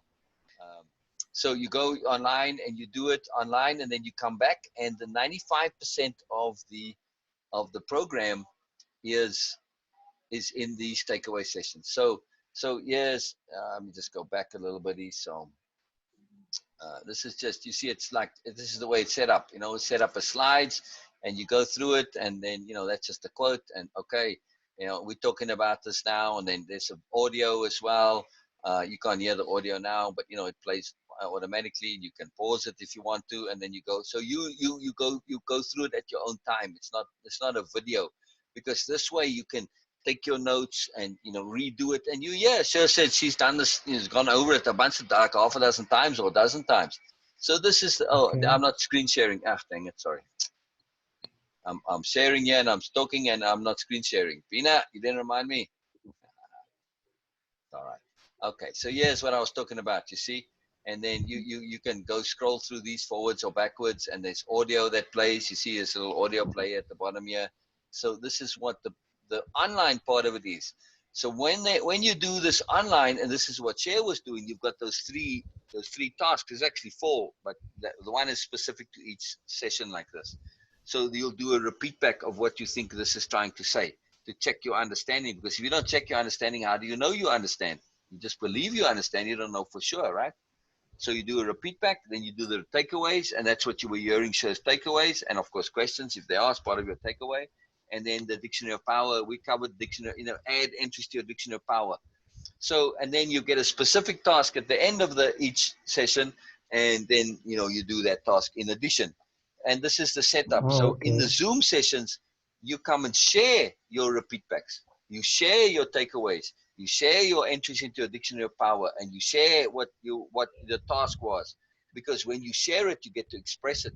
And you heard from Sher how powerful this mechanism of expressing this understanding, of expressing your takeaways, of expressing and owning what you came to understand, and all of this. And of course, it always leads to more. As you saw now, we went in all sorts of directions. We kept coming back, but we went sideways a bunch of times, kept back to the center column, right? So it's a Yeah. very, very powerful mechanism. And the bulk of it, of course, takes place in the Zoom sessions. And the Zoom sessions we've got them set up for, at the moment, 3 times a week, but really it's 2 times a week and then 1 joint session. But right now I've got people on 3 times. So that's why it's a Okay. big commitment, and it's like 2 hours at least. Look, Sher, today was even more than 2 hours. Yeah, Some yeah. came earlier and then more. So that's why it's an expensive program. But But there's shares, yeah. sorry, Go ahead. I was just saying that shares takeaway and Zoom sessions are different from others because it is more towards counseling also. Yeah. Yeah, it Yeah. includes Yeah. that. Other Yeah. people, what other participants are doing, it's a bit different from what Yeah. shares Zoom sessions are. Everybody's different. Each one is custom, Yes. and this is the power of these Zoom sessions, is that we customize to you, the individual, what's pertinent and relevant. Right. Right. I So it's mean, addressed directly to you. exactly, exactly. And this is very important, because that's how it makes a lasting change, is when we connect our learning to what's pertinent and relevant to us now. Like you heard Sue say, that's Sher say, that stuck with me. That connects. It's when it's pertinent and relevant, and it applies to what she's dealing with right now. That's when it sticks with her. So I understand the psychology of this, and the program is set up to leverage pertinence and relevance, and therefore to leverage lasting change, to leverage emphasis. So there's some great sophistication in the way the program is set up. Very unique program, and Mm. we have many disruptive technologies. You understand that disruptive technology is, right? Yeah. Right. So in the this field that we're in, for instance, one of our disruptive technologies is belief not required. Where do you go to a program where they say to you, don't believe what we are saying? They usually do the opposite, right? They'd say, you got to, they're trying to get you to believe them, yeah? No, in Exactly. way of impeccability, you say, no, don't believe us, please. No, don't take my word for it. You got to figure it out for yourself. You've got Yeah. to make sense with it. And we share self-evident sensibilities. That self-evident sensibility, this is a very disruptive. This is a completely new thing. And we have many disruptive, the self-conception, that particular session I was sharing with you, all sorts of things that we do. The repeat backs, the takeaways, the dictionary of power, everything pretty much. It's a very, very unusual program, very different, So very, very powerful, very powerful. Yeah. I mean, really, Sir, what I do is just make the obvious obvious. You saw that, really. All I did was just Yeah. connect to Sher's moreness. And you thank Sher for her wisdom. Not my wisdom, Sher's wisdom, right? Yes, Yeah. some of it comes via the program, but nonetheless, we just facilitate you to connect to your own wisdom. How potent is that? If you just taking on my wisdom, then it's my wisdom, not yours. This doesn't help Exactly. you very much, right? Just It has to be what you your told him. wisdom for it to be powerful. Say again, Balsam? It's like translating what basically you told them. It's not them, their Yes, perspective. right. But they Yeah, making it their own. And in making it yeah. their own, it becomes theirs so that they can use it and live it. Because if it's mine or somebody else's, it's never real. You need to It's make not it your gonna own. reason. Yes, it has to be made your own, and you have to prove it to yourself. So this is a very, very fundamental, integral part of the program. Is this self-proving? There's many things like this. It's very sophisticated programs. Very fun too. Very powerful, very magical. Now, I'm assuming your interest was coming from the interest of a business interest, right? Since you're a copywriter for programs like mine, yes? Or were you Uh, interested in it from a personal point of view to take the program, or well, both? frankly, it's both. All right, very exciting, very exciting. Yeah. All right, very good. Okay, so 2 points here. Since you asked about the price, and Okay. I do have an affiliate program, right? Affiliate marketing program, but not in the usual way, right? I don't have an affiliate link for you, nothing like that. It's Okay. referral, right? So if Sher goes and refers her friend, right, and her friend signs up for the program, Sher will get a commission from that, and it's a substantial commission, right? Oh, It's okay. not a small deal. Oh yeah, it's a very big deal. Now, Sher's not going to do it for that purpose to get the commission. She might, I guess, I don't know, but it doesn't matter to me. I just pass it on. It's just a matter of a matter of principle and sharing the magic of it, because as you see with the people, and you see the connectivity, we're a family here. The intimacy that we have here, this is a very profound thing. This is why I'm not saying, well, I got to make sure that you're going to fit into this family. you know this is not a casual thing for me to accept somebody into the program, because it's like saying accepting somebody into your family. This is a very big decision, right? Yeah. It's like entering your inner circle, Exactly, basically. exactly, because we go so in depth. Now, I suppose I could separate people out, but part of the magic is that we do these joint sessions, and people do join in and they share, and they share their perspectives, and I will ask them for something. Oh, what do you have to say about that? And then we get to hear each other. Man, it's very profound. So it's part of the magic of the program, is leveraging each other, and we're in a collaborative self-growth effort. So it's very profoundly magical. But I was trying to say that from your perspective, and I don't know what your financial circumstance is, but it is an expensive program. But also from a business point of view, if you are going to be referring this program, you need to know what it is, right? And Yeah. now, it You need doesn't to mean know that you have to exactly what it take is. it. Exactly. Doesn't mean you necessarily have to take the whole program. But I'm not going to be comfortable with somebody, a typical affiliate marketer just promoting my program. They won't be able to do it Yeah. justice, and I'm just going to get, anybody in there. This Random needs to people, be yeah. right. This needs to be very precisely targeted. Now, I do have a funnel set up. I don't have the capital right this moment to activate my funnel again. It's just there's different times, but I have a Okay. funnel set up with a Facebook ad that leads to a webinar that leads to, from the webinar you can book a call, specifically through a little soft program that I have, and just /apply, belia.org, my website /apply, and you get to Okay. book a specific, on the calendar, choose your time, our marketer is available, and then you get onto a call with me, and through that call I now figure out if you are appropriate for the program or not, and if you are, okay, then you can sign up. So I have that whole funnel in place already, right? So somebody could, run that funnel and, get a commission off of it if they wanted to, to use that, if they had a way to leverage the advertising. I'm just saying that there are ways to do this, but it needs to be done with integrity and impeccability, of course, right? So, if you're just purely in this for the money, somebody in terms of an affiliate, no, you need to have discipline when you are referring people, because Okay. first of all, it's not for everybody, and second of all, it's not an inexpensive program. So the price of the program, it's 6,300. Which, yes, I say it's very expensive, but others will say that's nothing, I'm for sorry, what the it audio is. got cut off. Say that again. The audio got cut off. Can you like repeat your last sentence? Oh, I said, okay, so the actual price of the program is $6,300. Okay. Right. So So I it's was high saying, ticket. yeah, exactly. Exactly. Yeah. So now some people will say, oh, that's wildly high ticket, but if you know the group, the art of high ticket selling, they're going to tell you, that's kind of towards the bottom end of the scale, right? For the Yeah. typical people that run their programs. Do you know this group?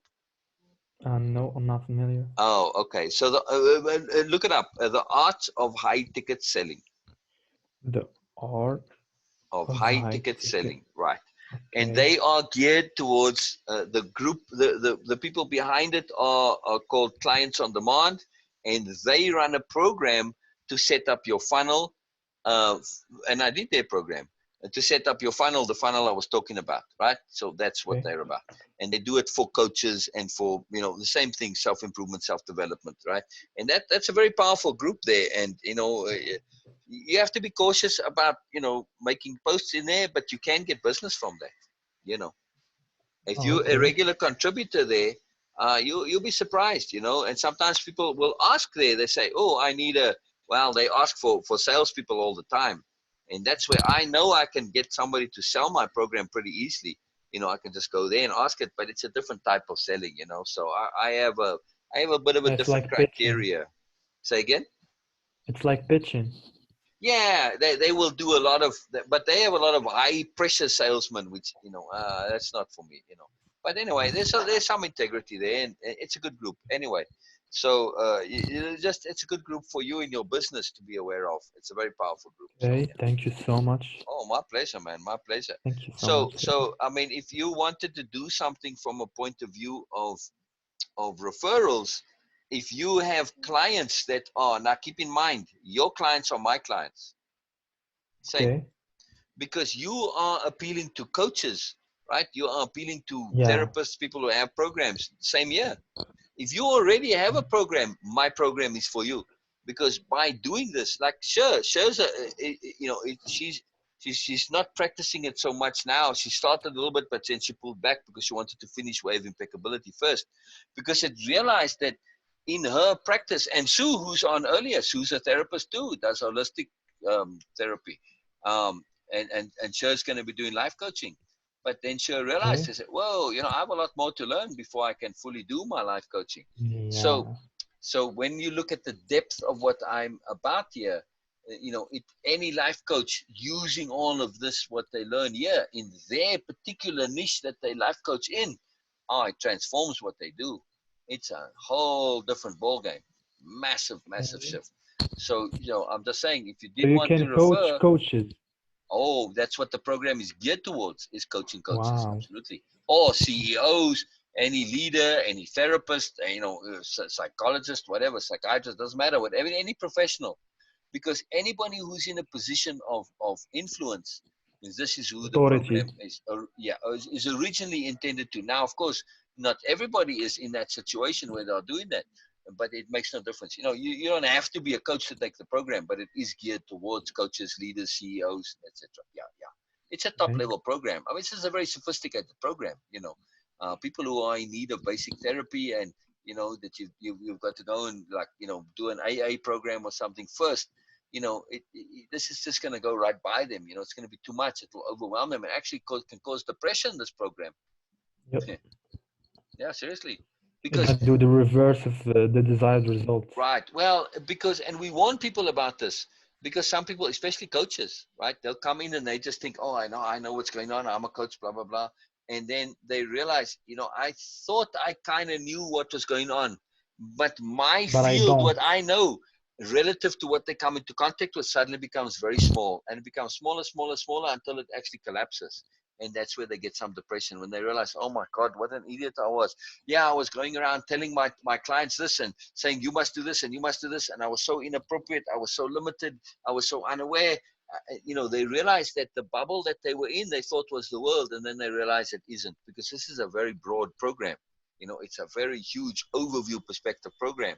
So, it's something, like I said, unless you've got some level of ability to learn and a desire to learn, and you're not all caught up in ego and self-importance, then this is the program for you. But people who are very egotistical and think they know what's going on, this is a tough program for them to do. They can do it, but man, it bites them in the ass. I've seen that a couple times, so it People give really up. bites them. Very, very interesting program. So two Yeah. things too. Now, for you personally, if you want to do it, of course, anytime, you're more than welcome. I'm assuming you're not in America or Europe, yes? No, I'm not. I'm in Morocco. Oh, you're in Morocco. That's right. You said Marrakesh, Morocco. Yeah. Right, right. Now, I'm assuming that for you, this program with exchange rates and all that would be quite prohibitively expensive, yes? Yeah, a lot, Oh, because my currency is lower than correct, dollars. correct, correct, correct. Yeah. So I wanted to say um, that there's many ways to pay for things, and right now I can't say I'm specifically in need of copywriting, but I certainly could use it. So what you could do is you could maybe make a proposal for me. I don't have a budget really to run adverts, but there are many places where you can run adverts, like in the group. I have ability to run that. So you can make a proposal for me if you want to do the program of how you can pay for it with services. Oh, okay. So instead of money, you can pay with Services service. or referrals. If you refer somebody now who like, if you have a client, a European American client, somebody for whom the price is not a big deal, you know, um, it's a frightening thing, really, that in America the average household can afford this program, no problem. It's a sad reality, of the discrepancy in wealth is what I'm trying to say. Oh, okay. Yeah, I mean, you probably deal with clients for whom this is not a problem, right? Yeah, yeah. Right. So if I you have some refer clients. somebody, you get in on that ticket automatically. Okay. That's it. If you refer a Oh, full that's a paying good client, deal. then you just do the program for free. That's it. No problem. That's a good deal. Yeah, I mean, typically Mm. on that, if you didn't want to do the program or you've already done it, that referral commission would be $1,200. Okay. That So would be your basically, referrals brings you either access in the program or 1K. 1.2K. Yeah, yeah, 1.2K. Yeah, yeah. 1.2. Yeah, 1,200. Yeah, yeah, yeah, Okay. yeah, yeah. That's what I was Well, saying. that's good. But I'm cautious with the referrals. That there has to be integrity with the referral. Now, obviously, you're going to send the people to me, and I'm going to screen them. And if I really think it's inappropriate for somebody, I will say no. Even if they want to pay me the money, I will say no. I have to, Okay. right? Yeah, yeah. Because it's not meant for Yeah, everybody. right. Okay. But when it is for the right people, oh my goodness, this is just transformative. It's the I mean, best just thing. yeah, when you hear the people who go on this, I would imagine, and not imagine, I do know, I can make this program work for anybody. And I've worked with people who are alcoholics and stuff like this. But man, it's a lot of work for me, It extra work takes for me. much more pressure and stuff. Yeah. Oh, it's much more, you have to go longer and slower, and then they Yeah, struggle, and yeah. so it becomes a huge commitment, whereas when people like Sher and Sue and Erica and all the others that are busy doing it now, I mean, man, it's a joy, because I don't have to do anything. For the most part, I just sit and listen. Yeah. So Well, it becomes kind of pesky. it becomes what? It becomes kind of like annoying. Well, yeah, but I don't worry with that. I'll help anybody. I'm just hardwired that way. But I'm just saying that, I'm cautious, but hey, I can work with anybody. Let me just put it that way. I'm not that Good. picky, but I have to be a bit cautious and considerate of others as well, how they wish to be integrated. So, it's important. It's important to see this, that there's a balance to things and an appropriateness, you see, and of course I have to be impeccable. So, it's just the nature of the deal. So, but it's exciting. But again, if you refer and somebody's really keen to do and they're really in a spot where this is what they want, it's very easy to recognize when you find somebody who is in the space. People in the past that I've dealt with particularly is like executives that are burnt out, that they get to that midlife crisis, or people coming into retirement especially, they say, I've got everything, I'm successful, and now what? Yeah, Right? they feel Those are like people.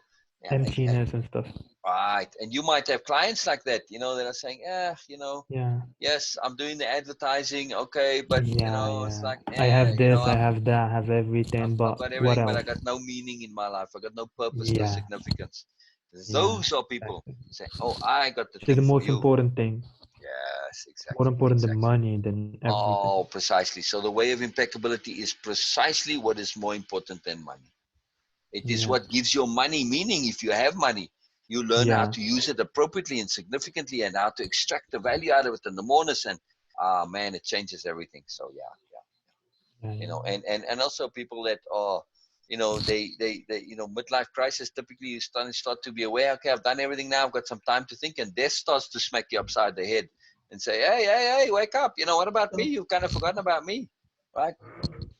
Those are clients, those are participants, those are people that are appropriate for this, and just people who Okay. realize that, in the pursuit of their wealth and success, they've kind of stepped on people and they've been crappy and they haven't been impeccable.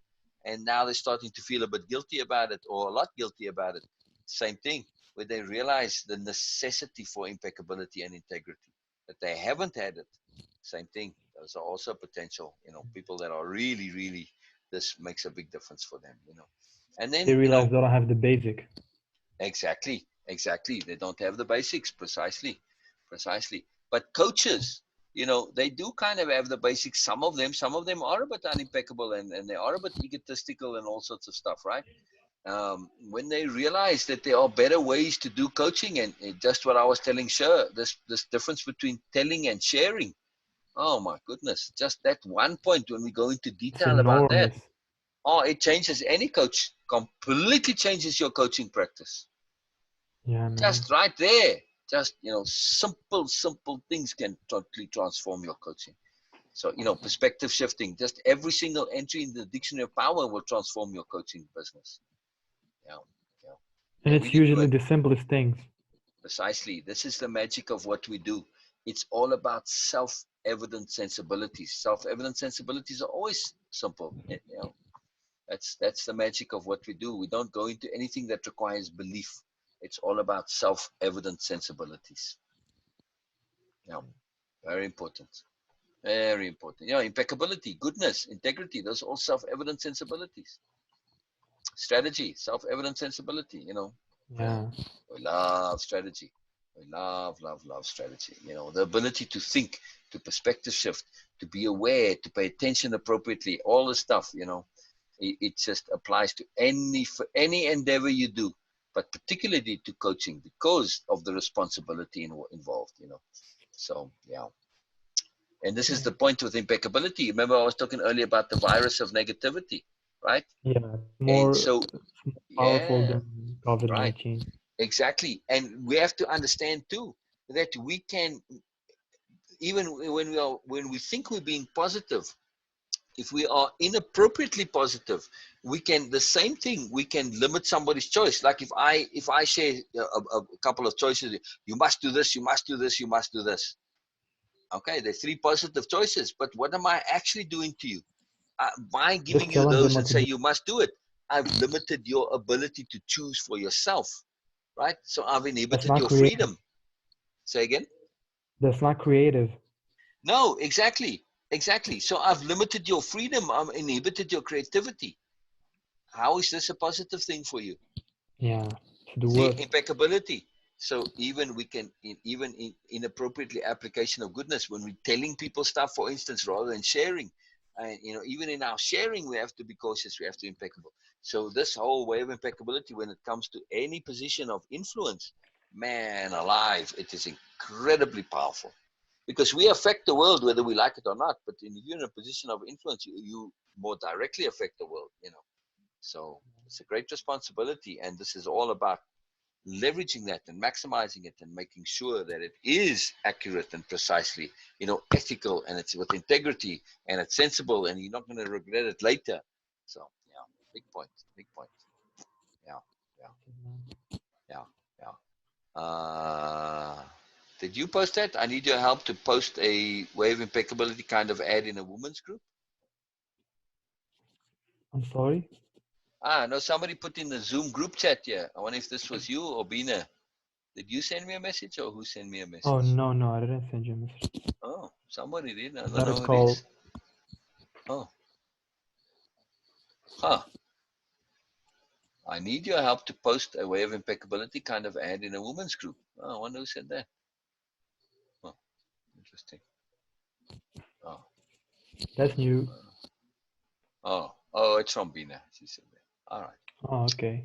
Yeah, now I just couldn't see who it was from. It was scrolled up. So, all right. Okay, brilliant, brilliant, brilliant. So, yeah, Balsam, you let me know, man. And like I said, I don't wildly particularly, because I don't have a budget to run ads, unfortunately. Okay. But other than within the group, but then I do make posts every now and I will start making more posts directly. Now with the whole lockdown and the virus and everything, I have a few Yeah, posts yeah. that I want to make. So I don't have much in by way of trade, is what I'm trying to say, to offer you. Okay. But maybe if you know of forums or places where you've had success with ads that are either free ads or very low cost ads. I don't know. Maybe you can make a proposal that we can work something out. If you want to do the Okay, program. well, like low cost, like what's the budget for that?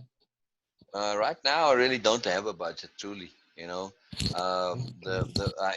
have a little bit, but things are so up in the air. I don't have the little bit that I have. Basically, is just for food and stuff right now. I don't have anything spare right now, and so I have to hang on to every Okay. last bit I have. So really, I shouldn't even say I have a budget.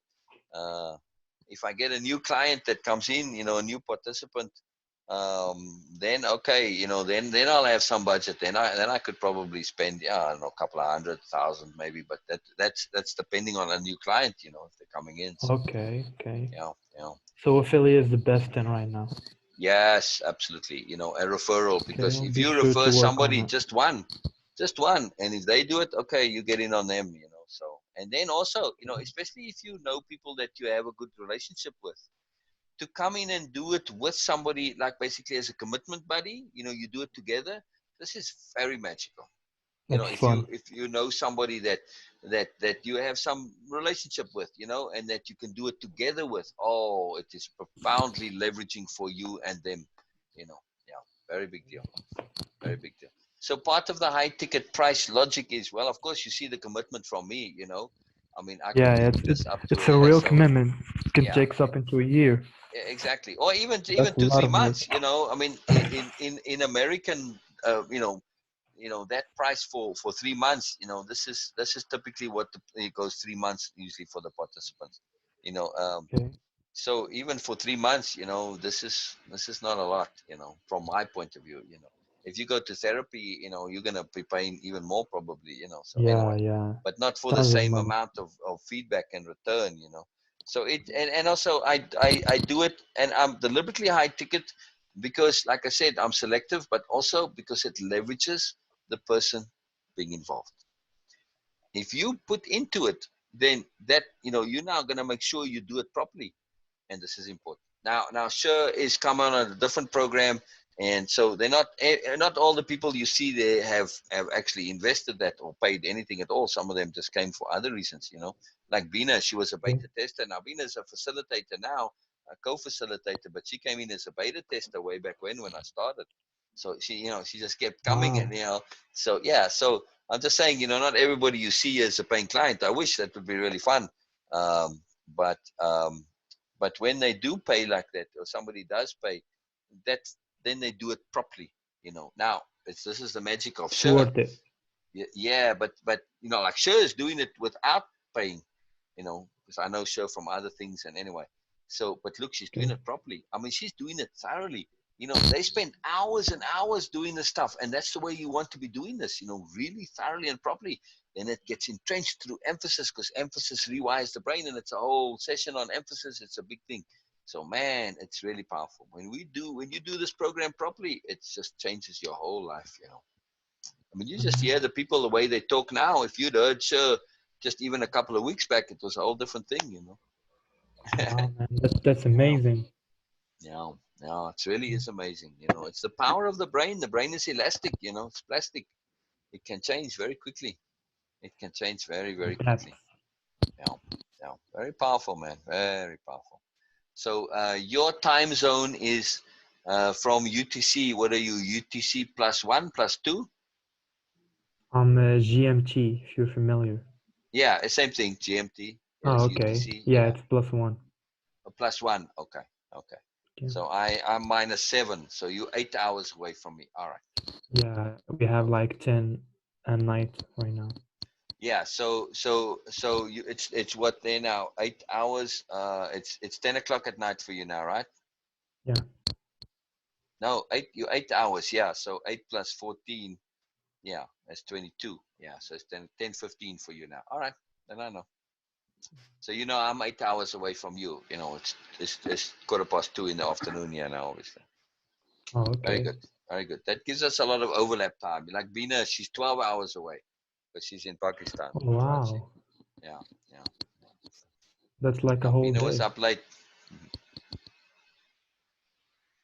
I didn't get to say goodnight to her, unfortunately, but yeah, whatever. Okay. Yeah, yeah. I'll say goodnight right now, in case she.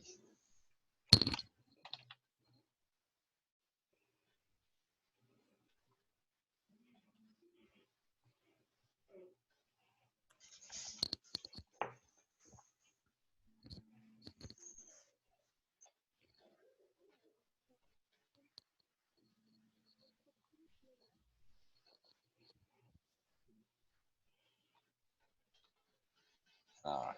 Very cool. Very cool, man. I'm pleased you came. I'm pleased you came. I'm pleased you came. Yeah, So, yeah, this was a good call. yeah, It yeah. was a Very very magical. beneficial call. Very Yeah. magical. Truly my pleasure. Truly my pleasure. Now, do me a Sure. favor as well. Um, do you have some posts and examples of ads that you've written for people in a post form, Oh, like samples? or just posts that people have made that you've written for them that they posted in their group? Well, I didn't make posts. I made emails and ads, like Facebook ads and Right. Oh, okay. advertorials and So, stuff. that's something that you can look into then, because, if I make a post in my group, I can make a post the way I do. You see, I put lots of posts in my group, but I can also make posts that are more geared to being an ad for my program, right? Yeah. Okay. What's the difference? It's the same copy. It's just Yeah. instead of putting it in an It's just in a. advertisement or an email, it's the same thing. It's just as a post. Okay. Yeah. Yeah. Yeah. You're right. Yeah. All right. So, but any copy that you have, copy as because I'm just thinking that um, you see how Sher, if you look in the group, right? Sher posts those posts that I was looking at earlier, and those posts are she's not directly, she indirectly references the way of impeccability. She could do it a little bit more actively if she wanted to really help the program. She's just posting for her own self. She's not thinking to do it with an additional benefit. Yes, she's journaling her story, which I asked her to do, and it's very helpful, and it does benefit the group. But just with a little tiny bit of tweaking, she could make that into a very powerful advert for the group without making it look like an advert, right? Oh, okay. You see what I'm Like, saying? yeah, indirect advertising. Oh, yes, That's what very it's called. powerful, right? So, but in Sher's posts, they just need a tiny little bit. She just needs to mention the program at least once. Sometimes she makes the post and she doesn't mention it. Sometimes she does. But yes, So this is a very powerful advertising, right? Yeah, So, man. yeah, I'm just saying for you to add to your business, it's a way for you to leverage your business to say to people, hey, don't forget your own groups and don't forget other groups.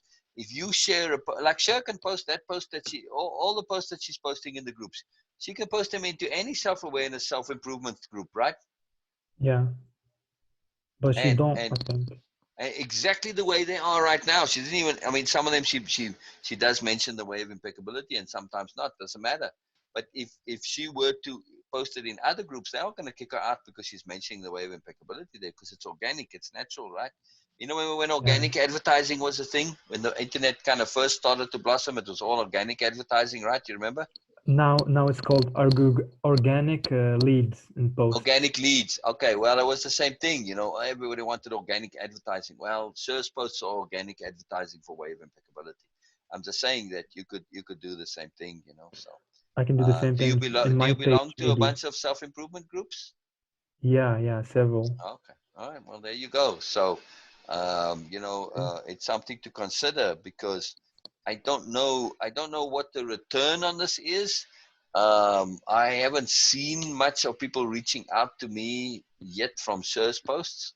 So I do know, via Art of High Ticket Selling, one of the things that they get you to do is to set up a group and to make posts. And they have a very particular format that they do.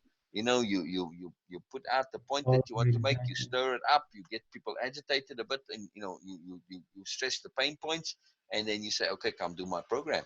So you'll see in that group, you'll see them make posts that advertise clients on demands program. um, but so I've been reluctant to do it, but with the current economic situation, I may need to do it a bit more. So Yeah. there's something to look at. Again, think about this, and who knows, maybe there's something that we can do and work out. But investigate it, look into the other groups, and do some research into posts in groups and how much return that people get on them. I know with COD, you can ask in that group, how much return they get. They get from within the program. They said they got profound returns.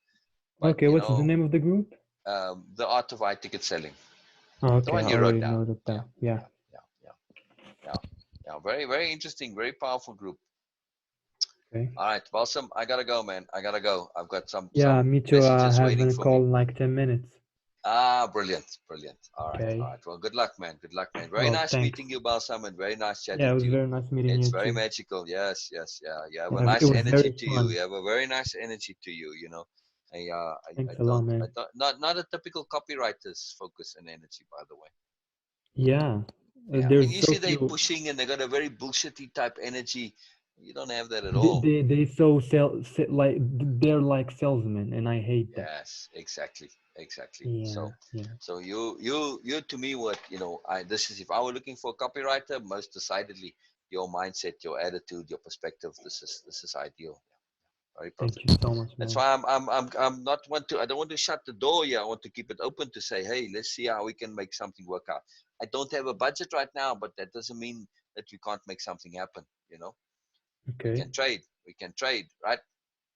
Yeah, man, we can try. We have products that are valuable to each other. We just have to figure out a way to make them work. Yes. Yeah, exactly. Yeah. Because you already have the program fully set up, so we have no Exactly. problem in It's that it part. it exactly. Yeah, and it has great success and it's got track record, all the stuff. So yeah, yeah, very magical. Okay. Brilliant, brilliant. All right, man. All right. Yeah, well, I'll, it was I'll see you nice again. talking to you. Yeah, very Have nice, fun. very Have a nice, great very day. nice. All right, man. Bye bye. Thanks a Bye. lot, man. Bye. Yeah, yeah. Thank you. You too. And meeting for all.